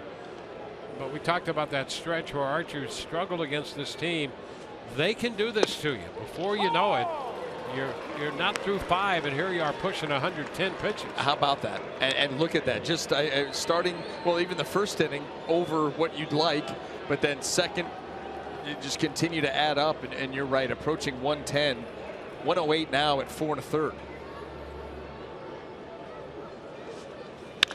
Hot shot, grabbed there by Miller, down to second for an out there, and back to first for the double play. Nice pickup by Miller to start it. It goes 3-6-3. Rays get the double play, and Archer gets through the 5th. Here's another look at that play. Well, this is what you can do when you run the shift. That can put Brad Miller right on the line. He gets it to Beckham and back. So Ortiz grounds into 2. It's 2-0 Boston.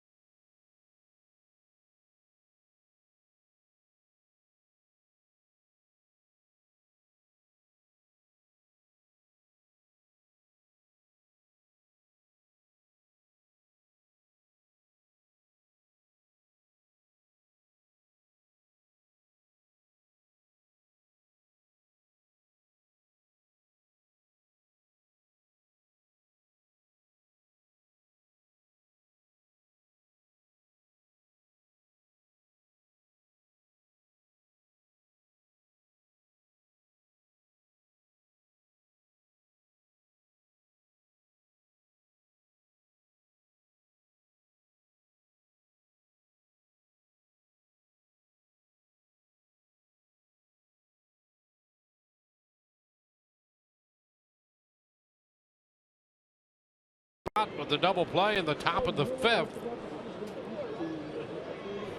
Brad Miller starting the 3-6-3 double play.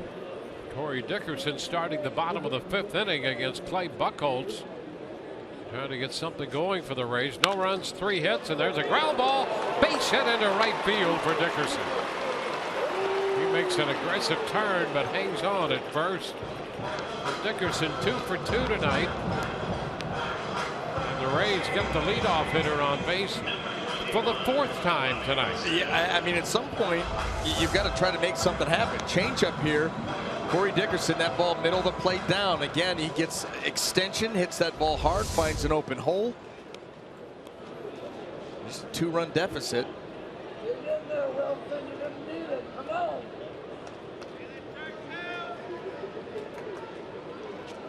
Now Bobby Wilson.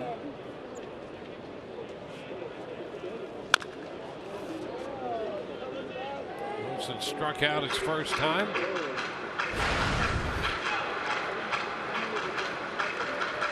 Up against the right-hander Clay Buchholz. Boston took the first game last night 6-2. Rays 4-6 in the season series against Boston. 2-2 here at Tropicana Field. This one gets away. Up to second base goes Dickerson. The Rays get that man into scoring position with nobody out. Here's another look. Well, Sandy Leone, instead of trying to slide over and block that, he tries a backhand.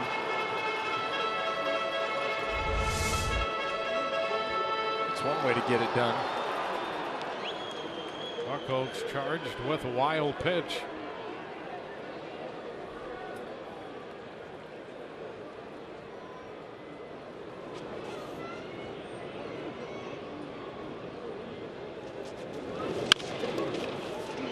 down to third behind the bag, and the throw from Shaw to Ramirez, with Dickerson still at second base. Yeah, by virtue of where that ball was hit, absolutely no place for Dickerson to go.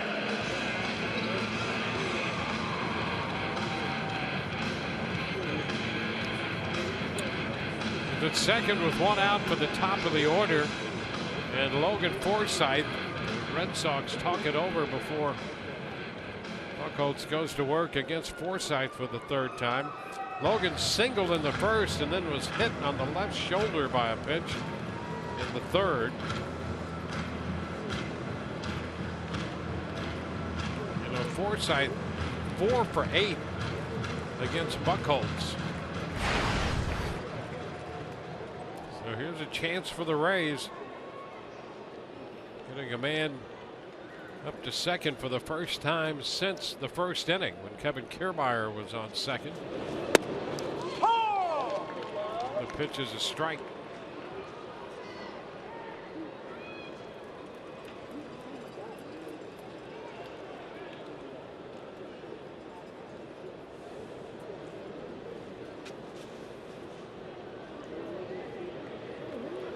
Turn, but nothing doing back at second.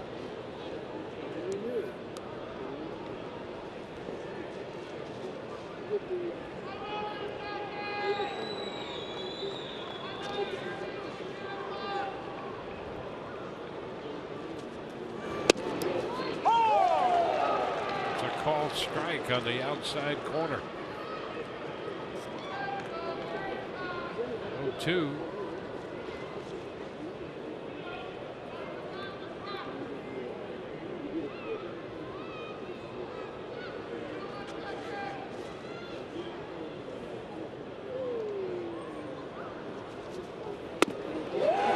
Cut and a miss. Forsythe. Just an 0-2 fastball. You know what? Maybe the best sequence of the night for Clay Buchholz.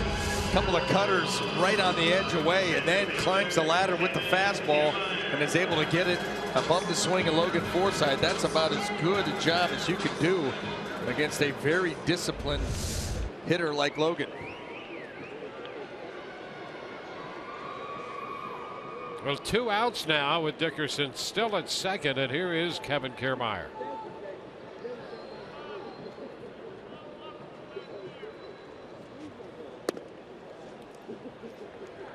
Too low, a ball, no strikes.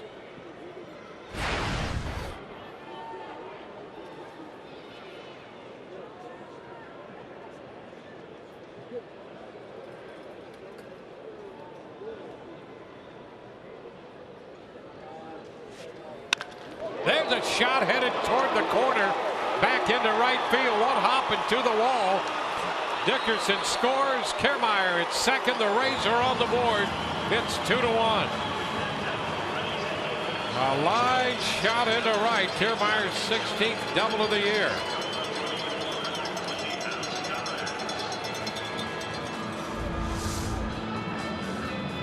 You know, that's another one of those cutters that stayed straight as a string. You know, we've seen Buchholz with some good ones, with movement in on the lefties away from the righties. That one stayed straight. Kiermaier jumped all over it, recognized the spin.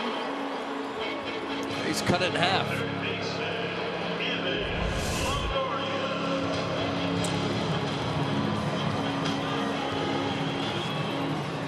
Kevin Kiermaier aboard now in scoring position with 2 outs for Evan Longoria. Evans nothing out of 2, a ground ball and a fly ball tonight. Pitch upstairs. Well, with the infield back, Kiermaier taking advantage of that with an extra big lead on that first pitch.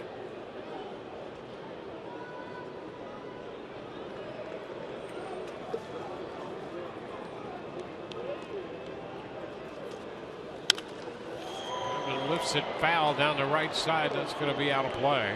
And Ramirez chasing it, but absolutely no chance on that one. The Red Sox and the Blue Jays tied atop the American League East. Toronto home with a 6-2 lead over the Angels in the top of the 7th, with R.A. Dickey pitching that game. And here the Rays have cut the deficit to a run. It's 2-1 Boston in the bottom of the 5th.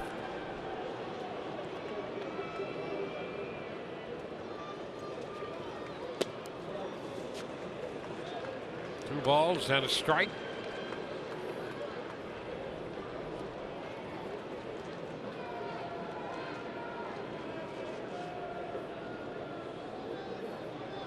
Rays looking for a big 2-out hit here from Evan in the 5th inning. Oh, a strike on the outside corner. And it's 2-2. There it is, breaking ball, and boy, it takes off here at the end. Look at how far Leon has to lean out for it. That ball looked to be just off, but it's kind of been how the strike zone's going tonight. But that reaction of Evan Longoria was priceless. Not happy about it, but also not chirping, determined to come through here. He fouls it back. Fastball in the upper part of the zone. Evan 8th in the league, hitting with mid and scoring position, coming in tonight at .354. You know, something that Derek Shelton said when he was talking about Kevin Kiermaier and how he had that tendency in the 8-hole to kind of expand the zone just a little bit, get really aggressive.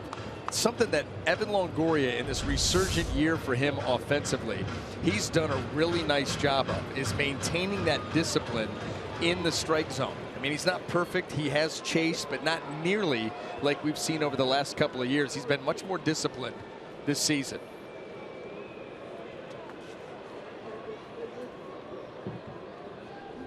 The 2-2 again. And he fouls that one. Down he goes in the batter's box. Trying to walk that one off. See how that's running in? Ooh, he got himself above that protection inside of the knee, the shin area. Ooh, man, does that hurt. There's nothing there. No protection at all.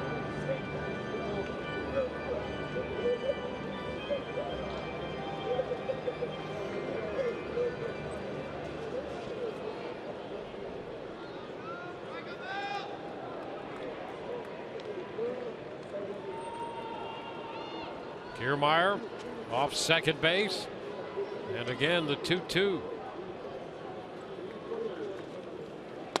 And strike 3 call. Longoria leaves his bat and his helmet at the plate, caught looking. Rays get a run. There's strike 3. Boy, worked over that outer part of the plate, maybe beyond.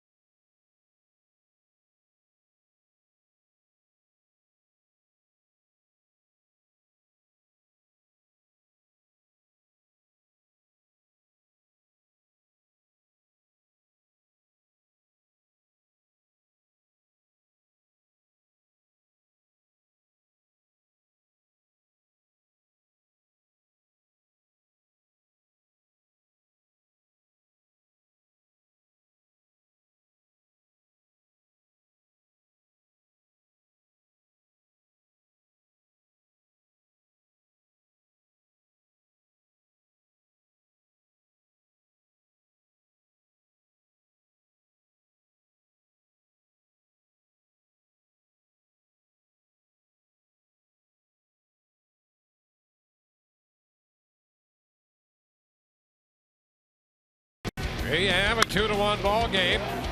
Boston got on the board in the 3rd on the base hit by David Ortiz, scoring The young left fielder, Andrew Benintendi.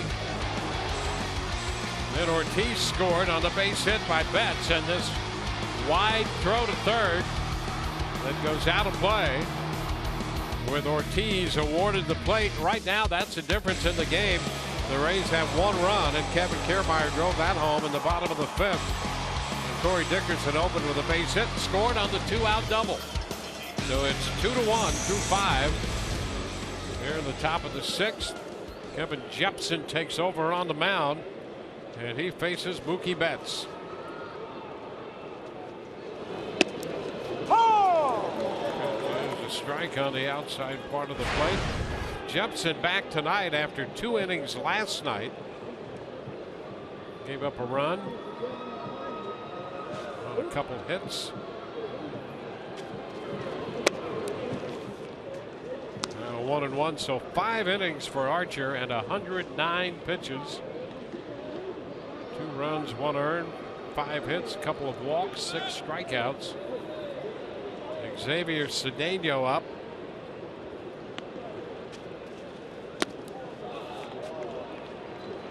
Two balls and a strike. The count on Betts.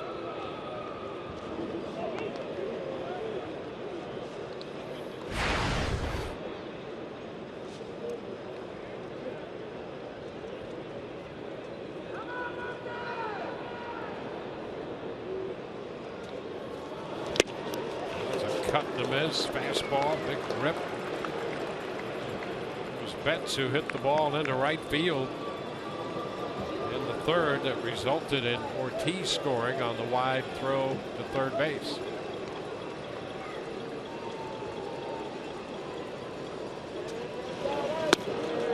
And that is strike 3, a cut and a miss.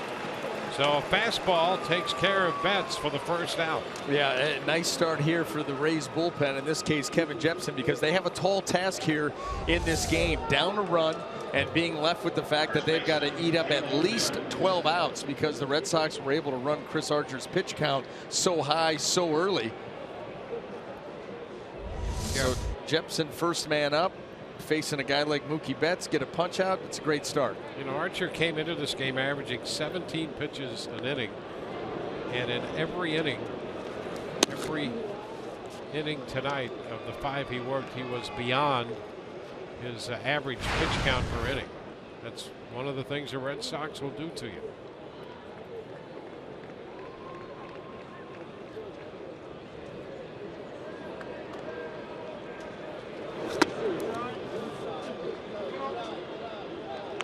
Two balls, no strikes.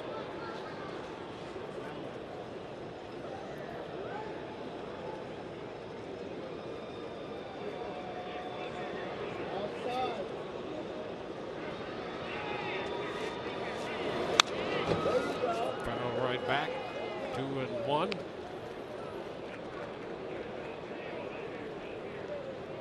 $16 home runs on the year for Hanley Ramirez.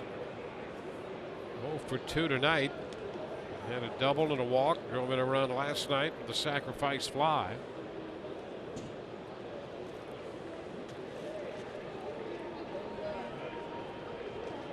The count goes even. Missing the fastball. 2-2. The fastball's got some nice life on it here tonight for Kevin Jepsen. Sometimes that happens on the 2nd night out. Still loose. Still loose from the night before. Yeah.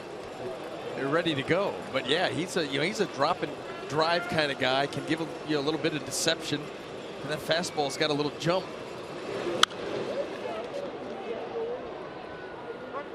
See another 2-2 pitch.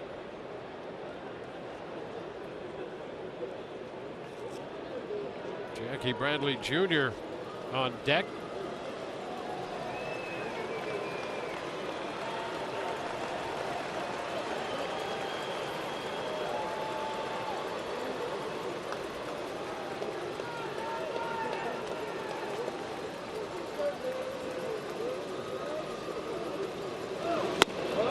Cut and a miss. And Ramirez went after the fastball up and missed it. Well, Another drop, drive, and elevate. Another great result, and that may earn him a trip to the bench. Well, a couple of strikeouts. Kevin Cash out to make the pitching change.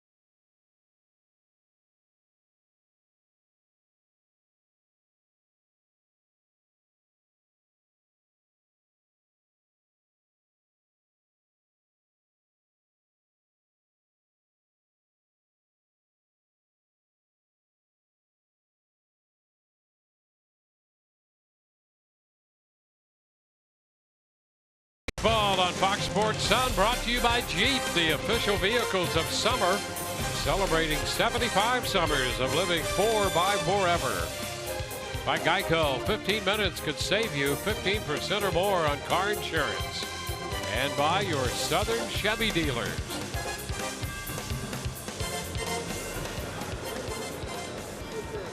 Two-thirds of an inning for Kevin Jepsen, striking out Betts and Ramirez. In a 2-1 ball game, now Xavier Cedeno on for the 51st time. Using Jackie Bradley Jr. strike one. Mix and match. That's going to be the name of the game for Kevin Cash the rest of the way, as he tries to navigate his way through this lineup a couple of times, and hoping that his offense can come back and take this one away. 1-1 count. Be ready. Everybody on call.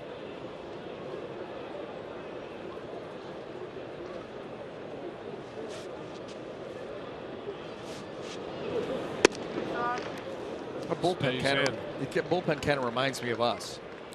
A lot of hijinks and nonsense early in the game, and then as it moves towards its conclusion, let's get serious. Let's get down to business. See, they're all paying attention. That's what we try to do. 2-1 to count. And the chopper by the mound. Beckham on the first base side of second makes the play. 3 up, 3 down. We go to the bottom of the 6th. 2-1 Boston.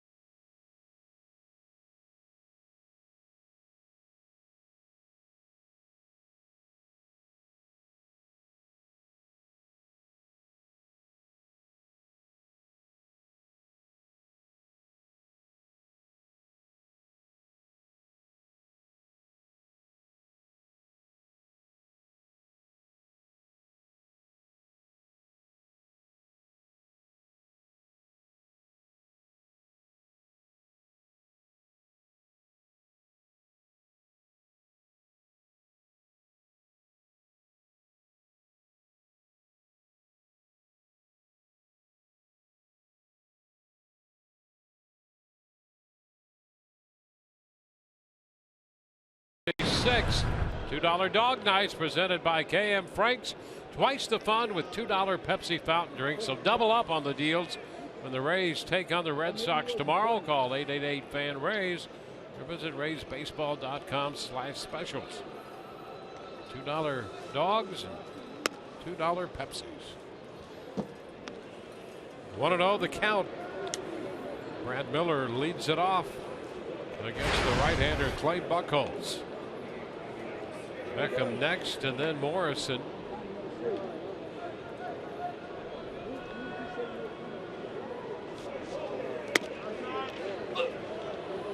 Walk and a strikeout tonight for Miller. Robbie Ross Jr. busy in the bullpen for Boston, so they get the lefty up.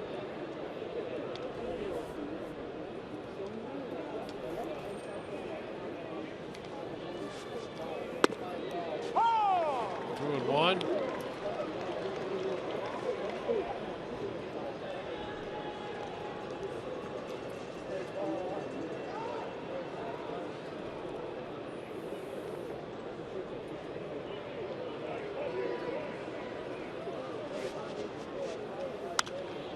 Foul right back over the screen.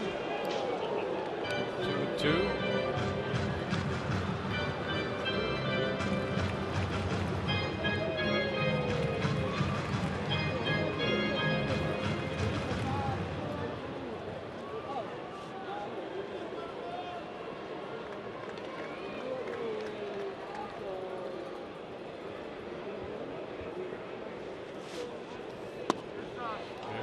Pitch in. So full count on Miller leading off the 6th. Been no shortage of leadoff men reach base for the Rays. That is exactly right.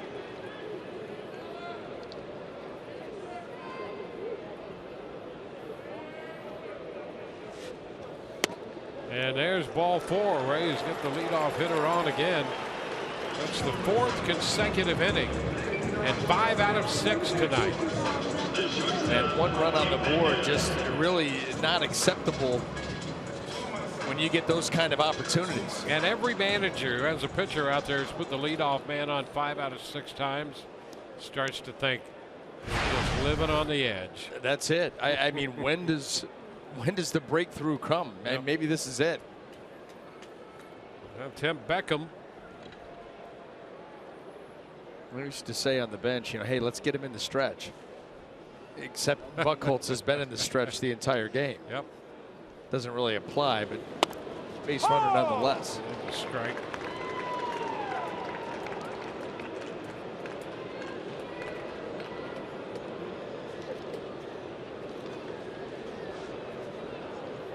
Beckham playing shortstop tonight. Led off the 4th with a base hit. Ground ball shortstop. Bogarts, Pedroia 1, and he whips the throw to first to complete the 6-4-3 double play. Those are killers. Those are killers. You continue to get that leadoff man aboard, and then a sharp ground ball right to Bogarts, to Pedroia. You got to give Brad Miller, he's trying to come in there the best he can to try to do anything to try to break that up. So hard to do nowadays with that new slide rule, and Pedroia able to sweep across there and lay it out for Hanley Ramirez.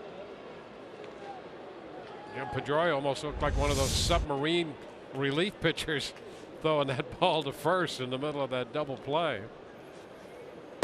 Now Logan Morrison takes strike 1. That's why you got to be such an athlete at this level. Especially talking middle infielders, even at third base, when you're charging balls, bare hand, take it in the glove. You got to throw from down under, throw from over the top, different arm angles. You got to master them all. Morrison pops it up, foul ball. Leon's after it, but it's not going to be playable, just on the other side of the railing there. It's another one of those cases, Dwayne, where Sandy Leon has the only shot at that. Really no third baseman on this play because of the defensive setup against Logan Morrison. Xander Bogaerts nowhere near. There's only one guy that can make that play. And that's Sandy Leon. You see where Bogaerts is. No third baseman.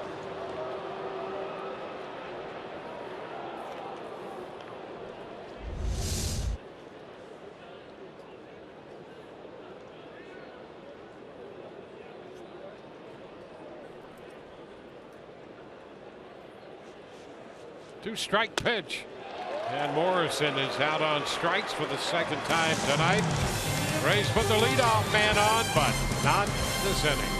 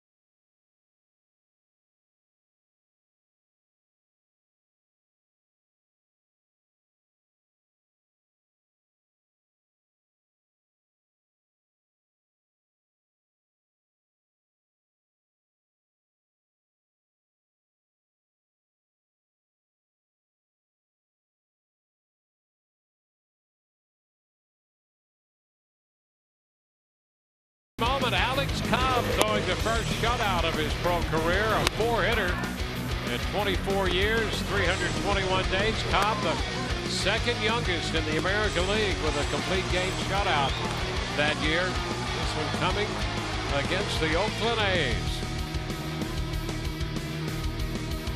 And Alex Cobb hitting the deck in that celebration. He got rolled. Yes, he did. I think Matt Moore was the perpetrator there. Targeting. Sandy Leon leads it off here in the 7th inning, and that's a first pitch strike.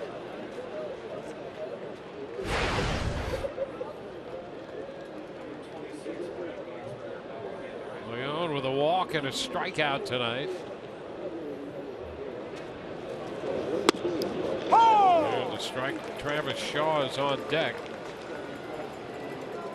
And then Benintendi is due up. Brad Boxberger is up in the Rays bullpen. Rays got 5 innings from their starter Chris Archer tonight. That's a Tapper foul.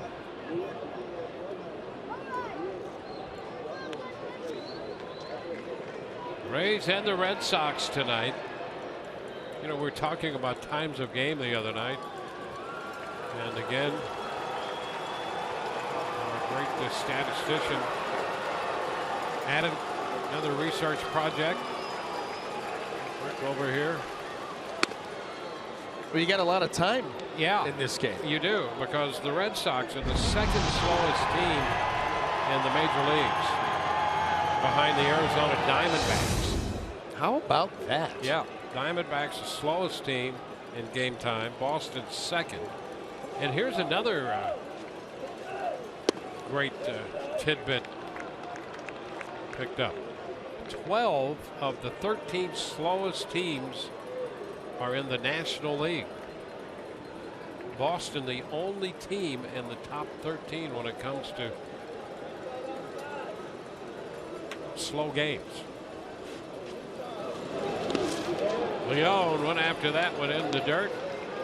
Vacates home plate, so he's out of there.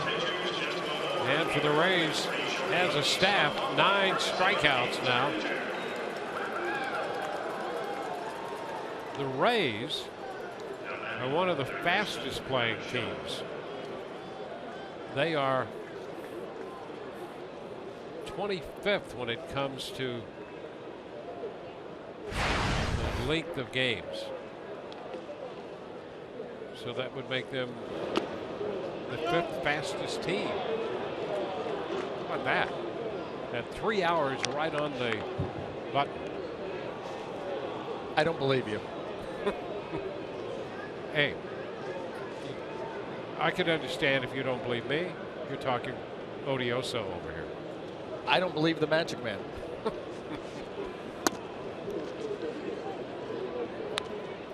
I can't believe, as he said, you don't believe in magic? I can't believe you don't.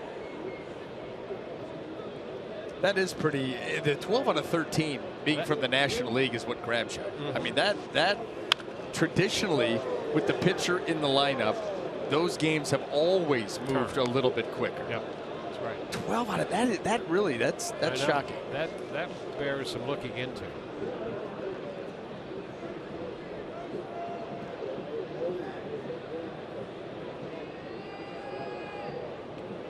Leone has struck out. Travis Shaw up here now.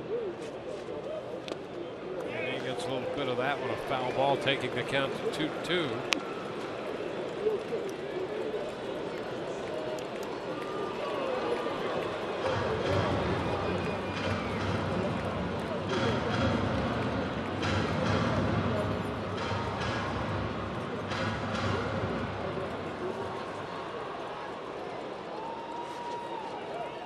Inside, 3-2.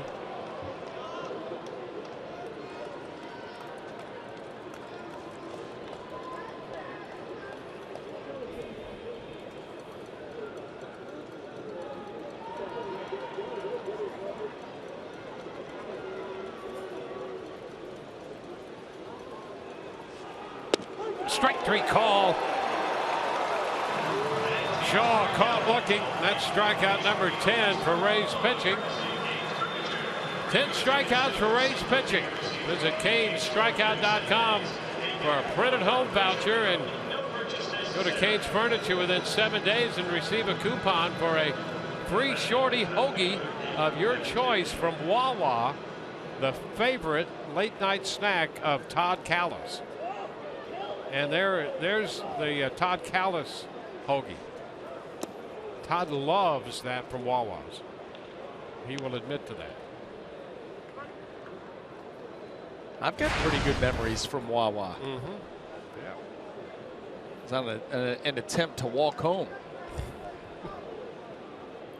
Bad idea. Thank goodness for Wawa. High pop foul.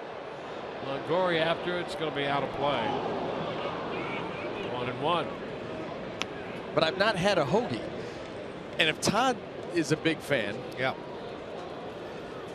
it's first. Maybe I'm going to go get a voucher. Well, you go, let Todd try it, and he does, and it's really good. And he likes it. He's a trailblazer. Does look good.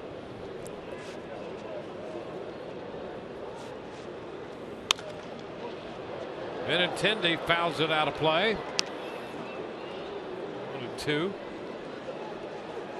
Does Todd go scooter to Wawa? Yeah, well, you know, you walk home, he's got a ride. Candy apple red, baby. Yeah. Sleek. 1-2, lifted into center. Kiermaier to his right as they're waiting. And it's a 1-2-3, top of the 7th. 2-1, Boston.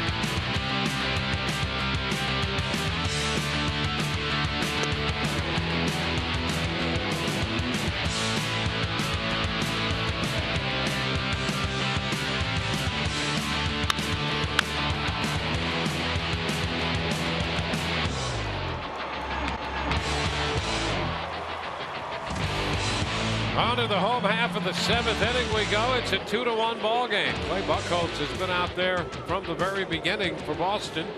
David Ortiz got involved in the run scoring. Scoring one and driving in one in the 3rd. And the Rays got a double from Kevin Kiermaier in the 5th. Chasing home Corey Dickerson. Bottom of the 7th. Steven Souza Jr. leading off with a count of a ball and no strikes now.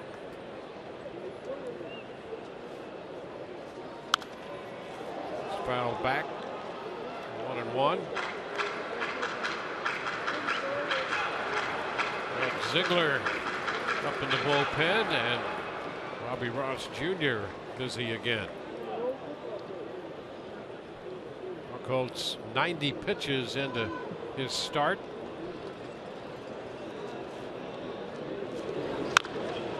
Bouncer foul right into the dugout it goes. Ball, 2 strikes.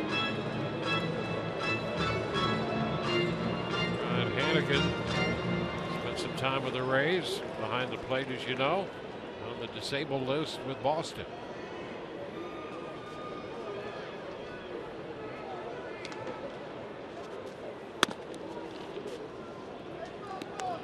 Two and two.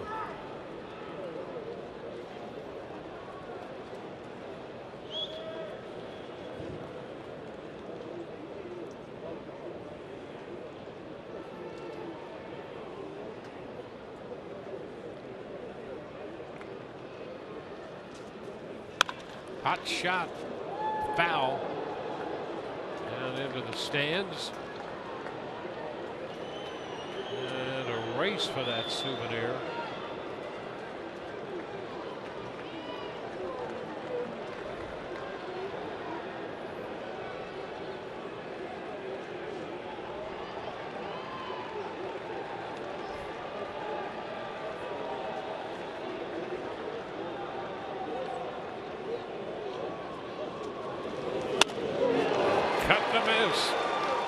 Went up with a fastball and strikes him out. 3rd time Souza Jr. has struck out tonight. So Buchholz gets the first man here in the 7th inning, and John Farrell comes out of the dugout with a left-handed bat of Corey Dickerson due. We'll be back in a moment.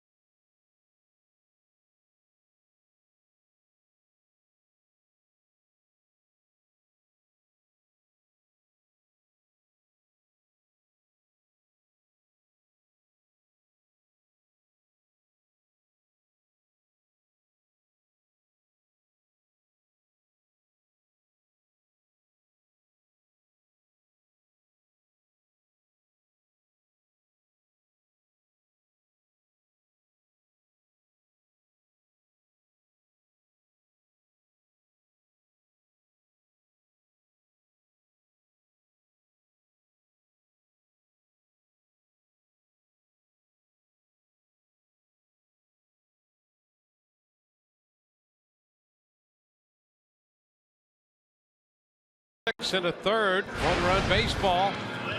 94 pitches for the Boston right-hander. I'll tell you, his last outing, he was very good against the Detroit Tigers, and tonight, same thing. He's had success in this building.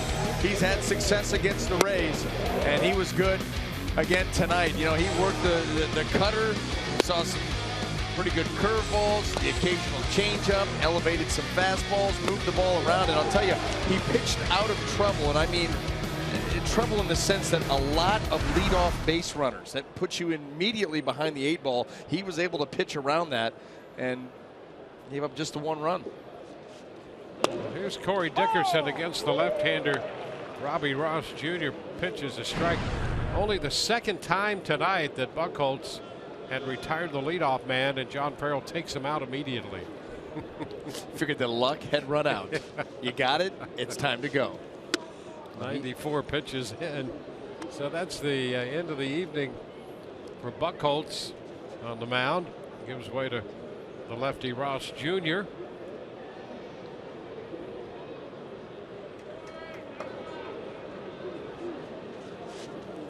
Ooh, look out. That pitch in as he tried to hold up, and of the appeal down to third, Paul Nart decides to call a strike.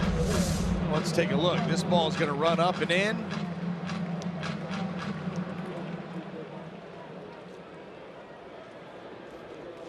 Catching him by surprise here.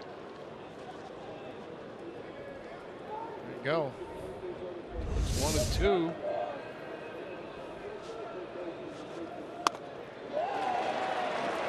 Dickerson out number 2. Coming up tomorrow on Rays Live, pregame show presented by your Gulf Coast Honda dealers. Matt Andriese gets the call for the Rays on the hill, and we will hear from him. And a big demo day with Doug and Orestes leading the charge. All of that on Rays Live, the pregame show. Bobby Wilson hitting against the lefty. 1-run game here, 2-1. Rays got their run in the 5th, and Boston got 2 in the 3rd.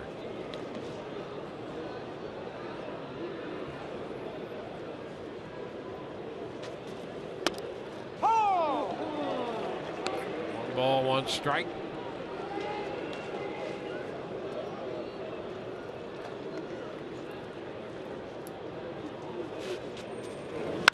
That's a shot, but foul down the left field line. Had some good distance on it, but foul. How about that? He came up using a little ingenuity to grab that souvenir.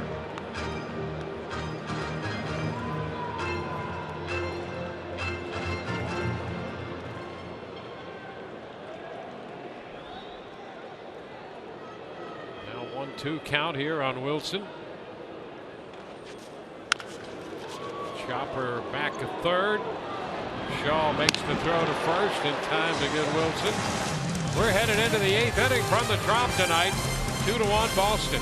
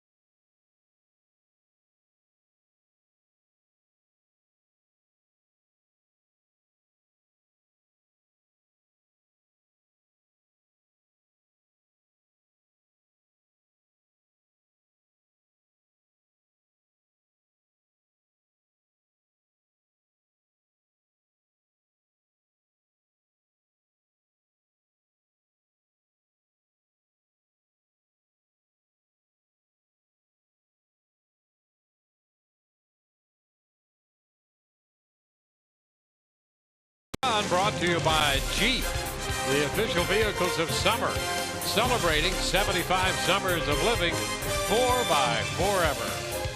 By Kubota. To find a participating dealer, go to FloridaKubotaDealers.com. And by your Gulf Coast Honda dealers.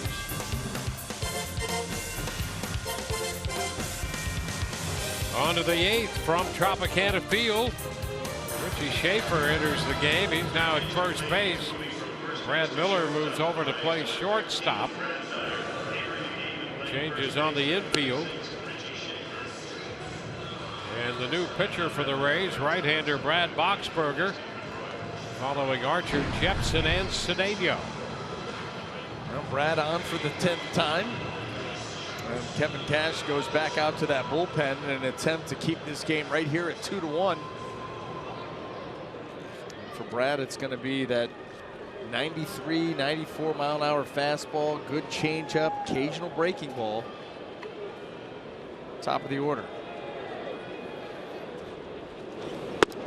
There's a fastball in to Pedroia for a strike.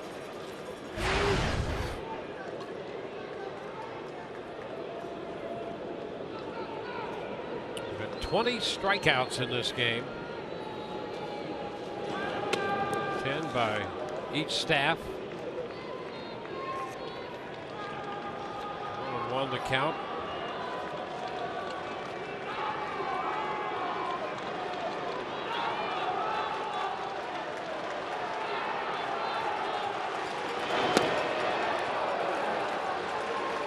Two and one.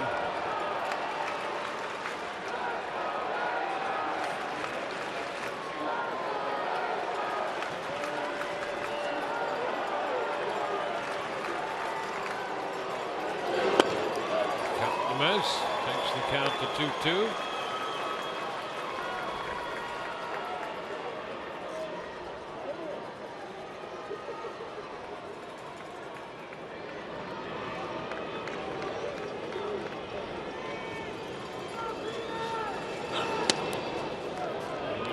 The count is full.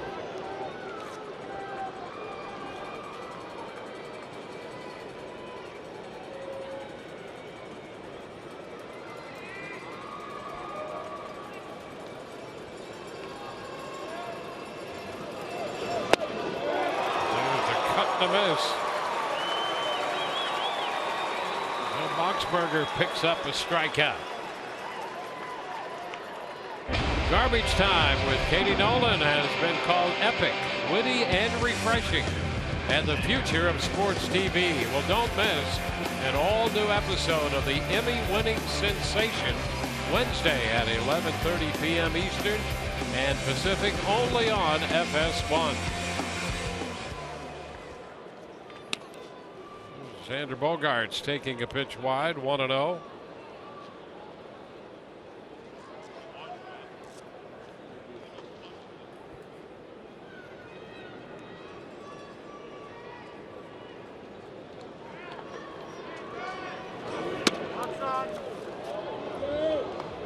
Two and nothing. The pitch is wide here.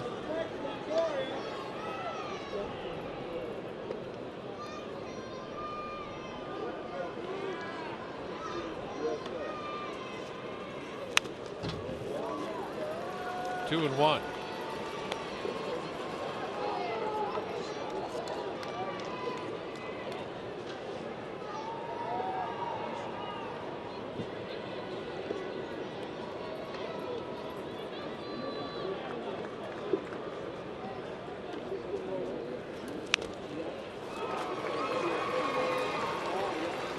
Two balls, two strikes.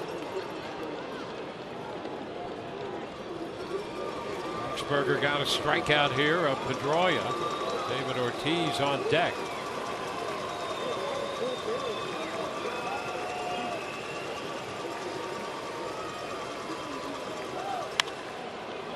This one is out of play. You know, last night we were chatting about that strike zone and what they've at least talked about with an eye toward next year. Don't know that they'll do it, but you know, to make the bottom part of the strike zone, just to eliminate that essentially and raise the lower limits of the zone, and you just wonder what that would do. And I think we got a little touch of that last night.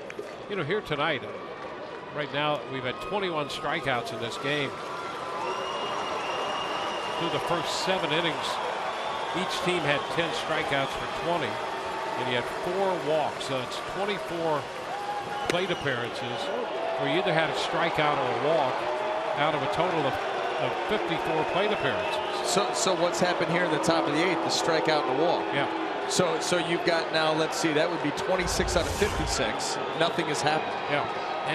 And I think the argument about trying to raise the strike zone a bit is that it might put more balls into play, but I think what you're going to see is more walks and strikeouts. There's more strikeouts in the game now than ever before, and I think you'll see more walks, and I don't think that's where you want to go with that. Here's David Ortiz. He drove in a run with a base hit in the 3rd, and then scored the 2nd run of the inning, and that's the difference in the game right now.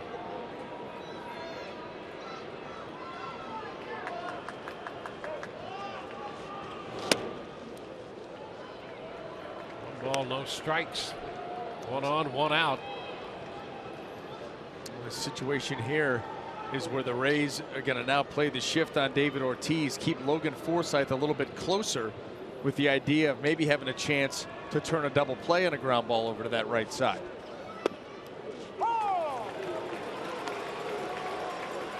And they could certainly use that.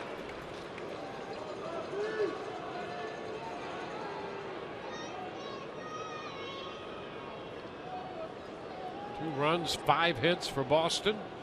1 run, 5 hits for the Rays. Over to first. Schaefer playing first now.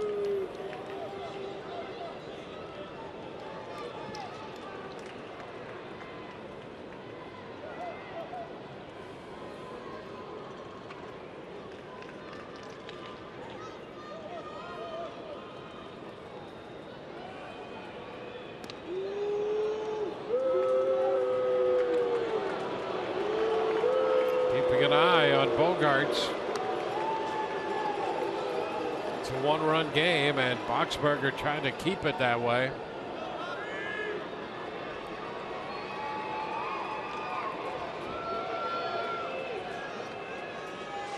There's a bluff of a start off first, and ball 2. Moves the count to 2-1 on Ortiz. Top of the 8th. Strikeout and a walk.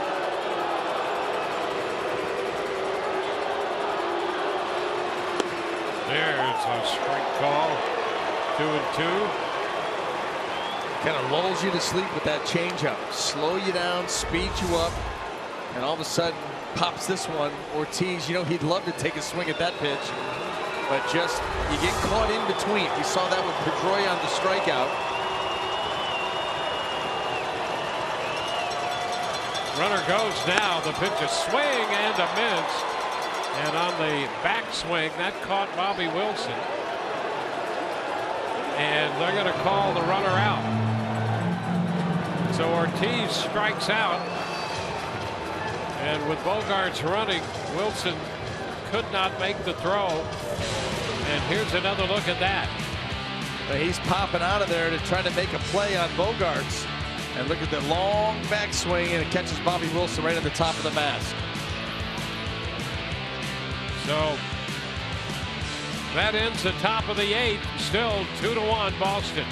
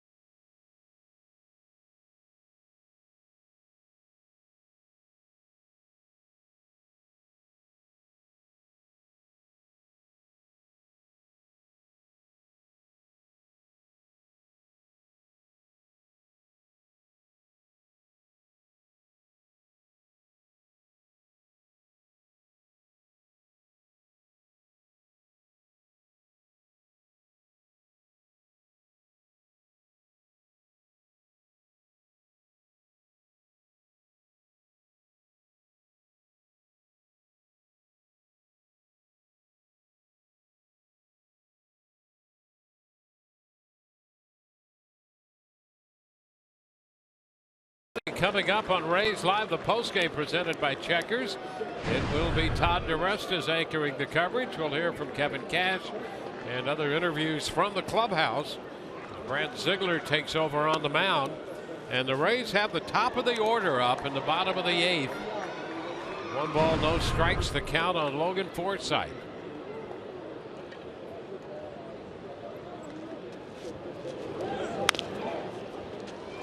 Tapper foul. It's 1-1.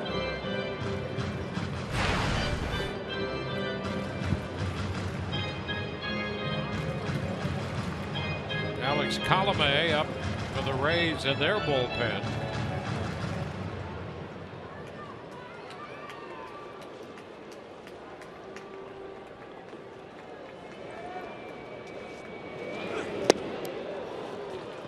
A ball, 2 strikes. Ziegler gives you that submarine style arm angle.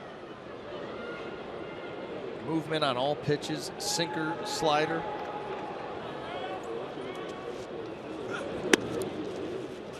And it sails a little wide. They got Ziegler in early July from Arizona. Oh, that's a strike on the outside corner. And the first out of the 8th.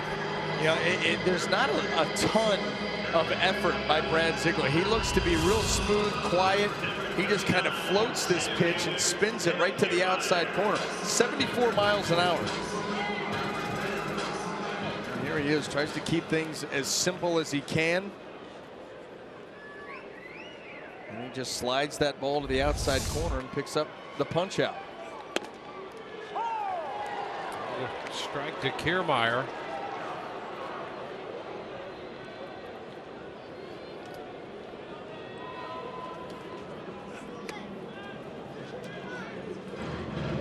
One and one.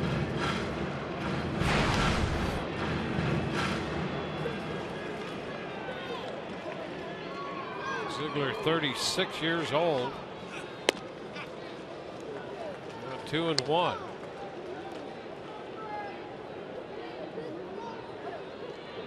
And you get the idea that he could pitch forever. I mean, the arm angle certainly helps. Obviously, you got to keep that back in order.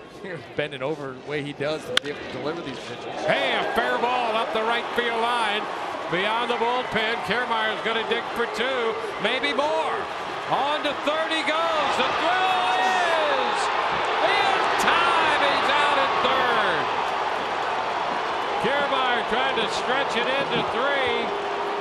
Went in head first, and Shaw put the tag on him.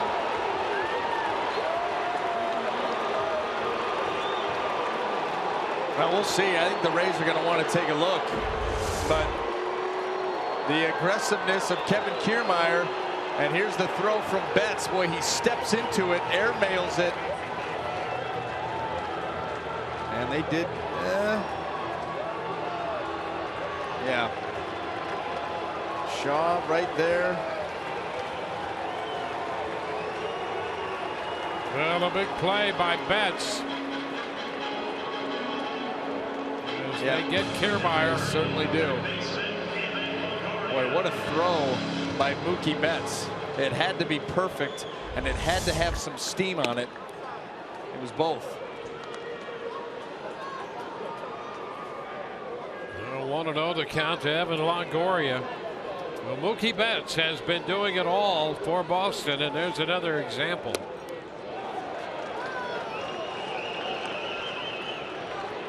Got to the ball quickly, unloaded it, and made a great throw to third to get Kiermaier.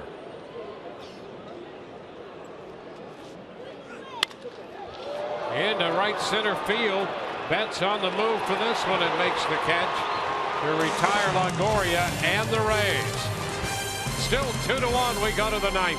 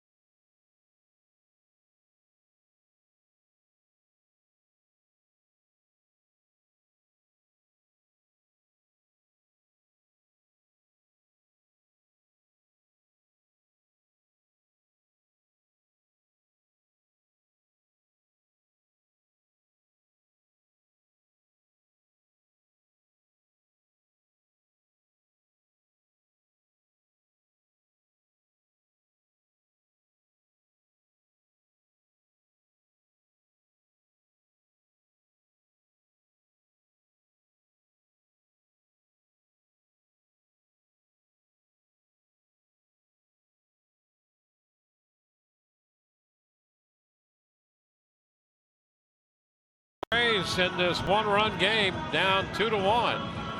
Mookie Betts will lead it off after making that great throw.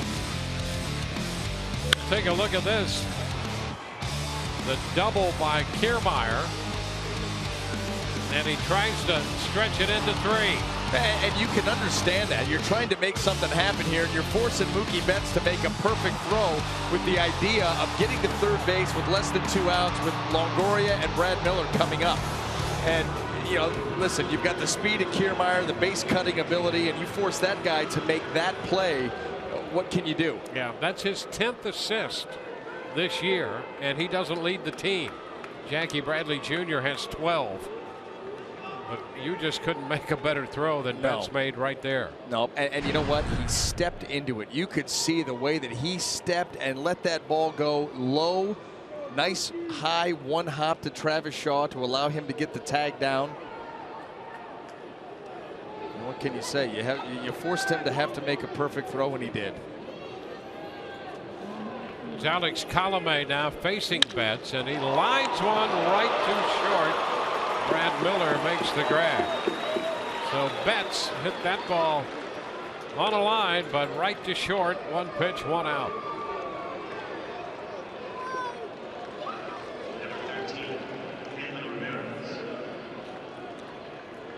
There's Hanley Ramirez.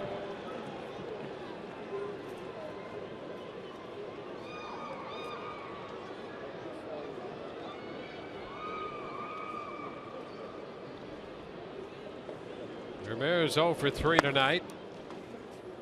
Pitch is down.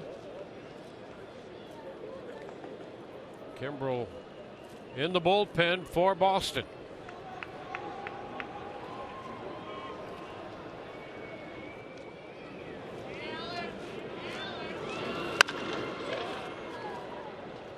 Nice backhand play down there. 1-1 to count. Turns it into a souvenir.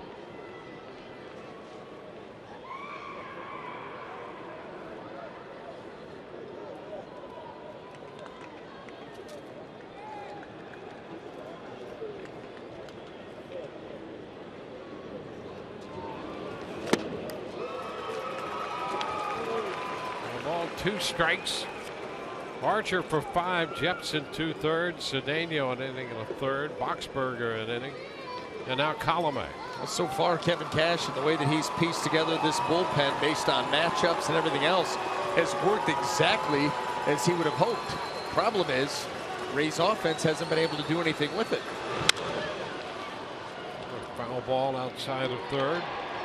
Still 1 and 2. Colomé last worked Sunday, and the Rays 8-4 win over the Texas Rangers. Finished that one. Came in with that 4-run lead, so not a save situation. But he had a perfect inning and picked up a strikeout. 1 out here in the 9th inning tonight, trying to hold Boston. Shot to right. Souza Jr. races to the wall. He got it! Over the shoulder, into the wall. Down he goes, and he holds on for the out. Steven Souza Jr., a fine play indeed. And he had to know that he was going to catch that wall with a full head of steam. Never took his eye off the ball and just wore it. What a play. Look at that. Never peeked. Never peeked. Well, put a star on that one. A great catch there by Souza Jr. in the corner.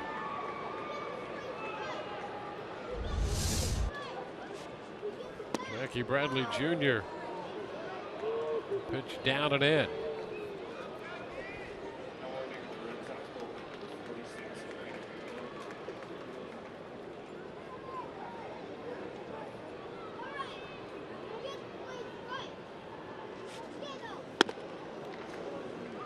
Upstairs, 2 balls, no strikes.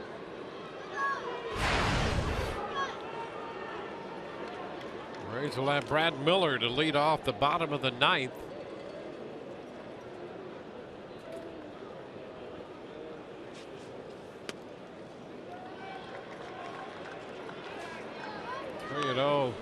The count on the hitter Bradley Jr. Let's get an update here from Todd Callis for a moment. Todd? Yeah, quick update on Tim Beckham. He left the game with tightness in his left hamstring. Day-to-day tightness in his left hamstring. That's why he had to leave the game, guys. So the Rays with Schaefer at first and Miller moving over to short. And there's ball 4 to Bradley Jr. So 2-out walk. We'll put Bradley Jr. aboard and get Sandy Leon to the plate.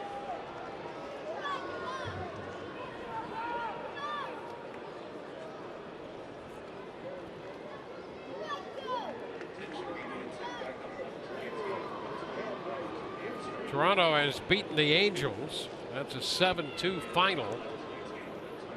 Boston and Toronto started the day with identical records atop the East. That's a strike to Leon. The Orioles are home against Washington. Adam Jones has had a 4-hit night.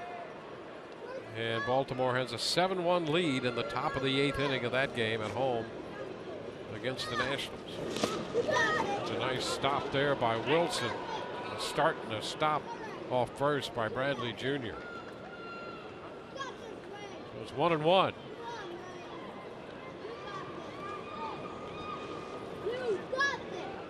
R.A. Dickey got the win for the Blue Jays. Michael Saunders hit his 21st home run.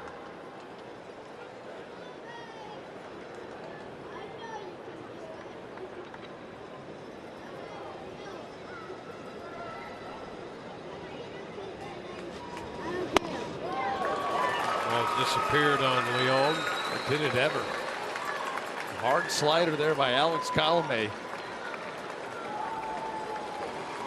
One strike away. Giving the Rays one last chance in the bottom half.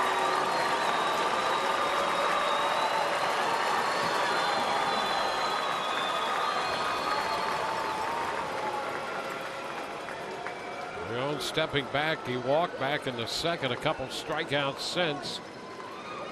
Rays pitching with 12 strikeouts. 11 strikeouts for Boston pitching. Shot to center field. Kiermaier will go back. He's there with a little leap, makes the catch to haul it in. No runs with a man left for Boston. We're headed into the bottom of the ninth. Miller, Schaefer, and Morrison due up for the Rays.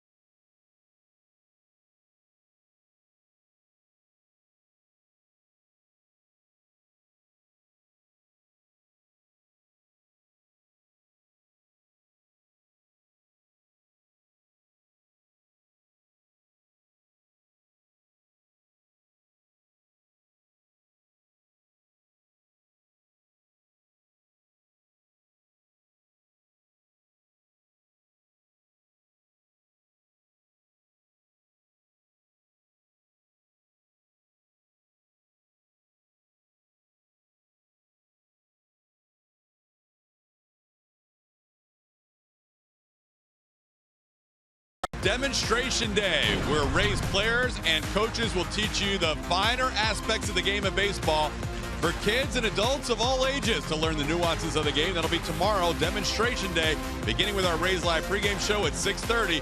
Orestes Estrada and Doug Wechter will carry you through a lot of the demos during the course of the game. Guys, back to you. Well, here we go into the bottom of the ninth inning.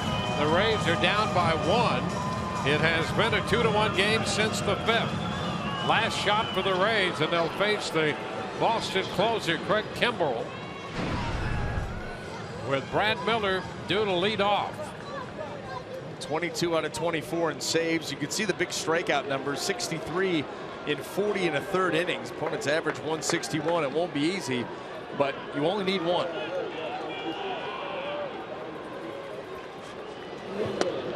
This pitch is a strike. A couple of walks for Miller tonight in between. He was called out on strikes.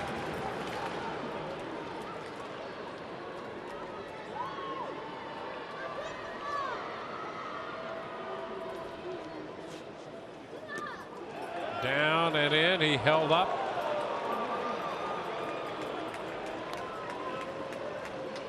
A ball and a strike.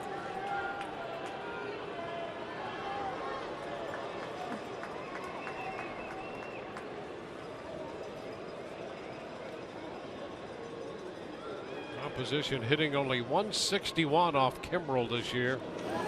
And a foul ball back. Fastball. Upper 90s.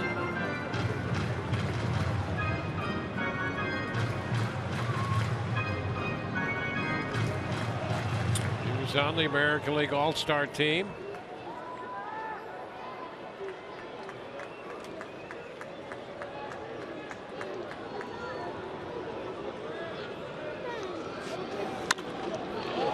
Just a little bit of that one foul.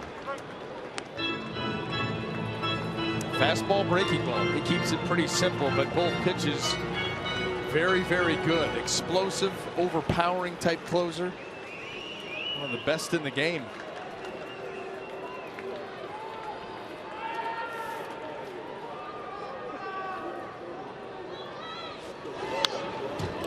Miller battles to stay alive. Still 1 ball, 2 strikes.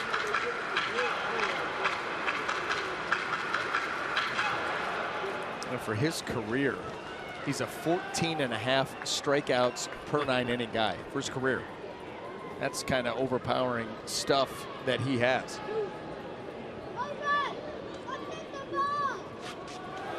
And he strikes out Miller. That one in at 98. You can see Sandy Leon, he wanted that fastball up, and it wasn't, but enough of the breaking balls down still makes that pitch effective. And you can see the room between the ball and Brad Miller's bat. 98 miles an hour, just powered into the zone. Richie Schaefer. Like a pterodactyl.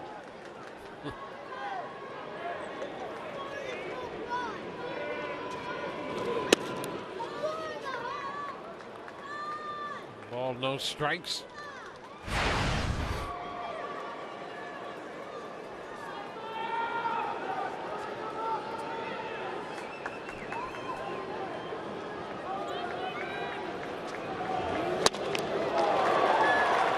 Cut. It's 1-1 on the fastball.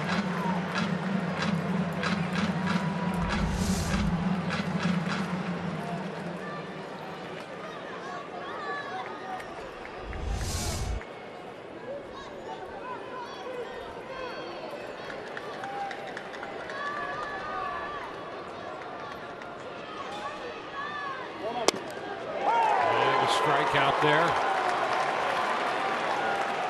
1-2. See Richie Schaefer trying to clear that front hip a little bit, and Sandy Leon noticing that. Craig Kimbrell noticing that. They go right to the outside corner and couldn't even get the swing off. See if they do it again.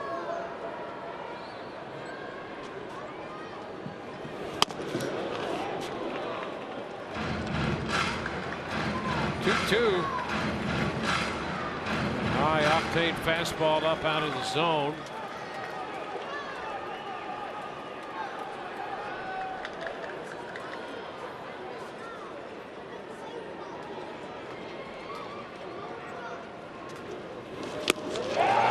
Swing and a miss. So Schaefer's out on strikes. Did not reach that curveball. You see, look at the hips, everything open, wide open, and that just takes away anything away. You weren't going to be able to hit that pitch anyway. Tough at bat, there's no doubt about it.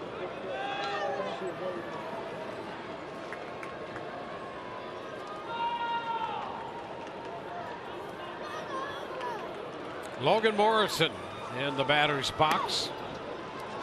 Takes a look at that pitch down and in.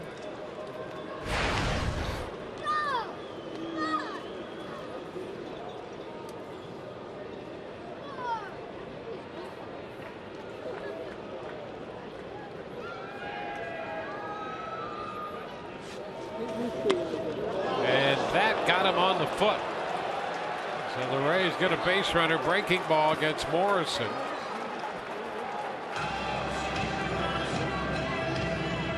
Morrison heads to first. And here's a look at that. Right on the instep. A short hop, that doesn't feel good. Mikey Montook will run for Morrison. So with two gone, a runner. And Steven Souza Jr. has one at bat against Kimbrel, 0 for 1.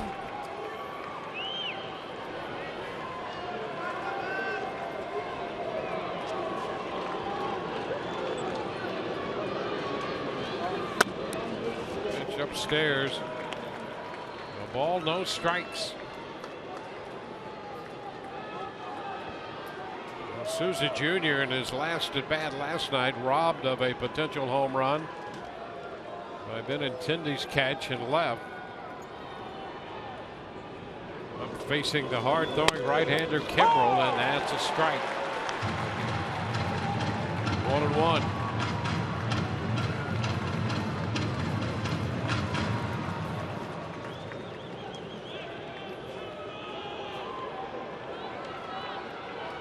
Kimbrel on, trying to close it out for Boston. 2-1 ball game. Now it's foul, out of play. Rays coming into this game in one-run games, just 8 and 18 this year. They're trying to avoid that 19th loss right now, down to their final strike.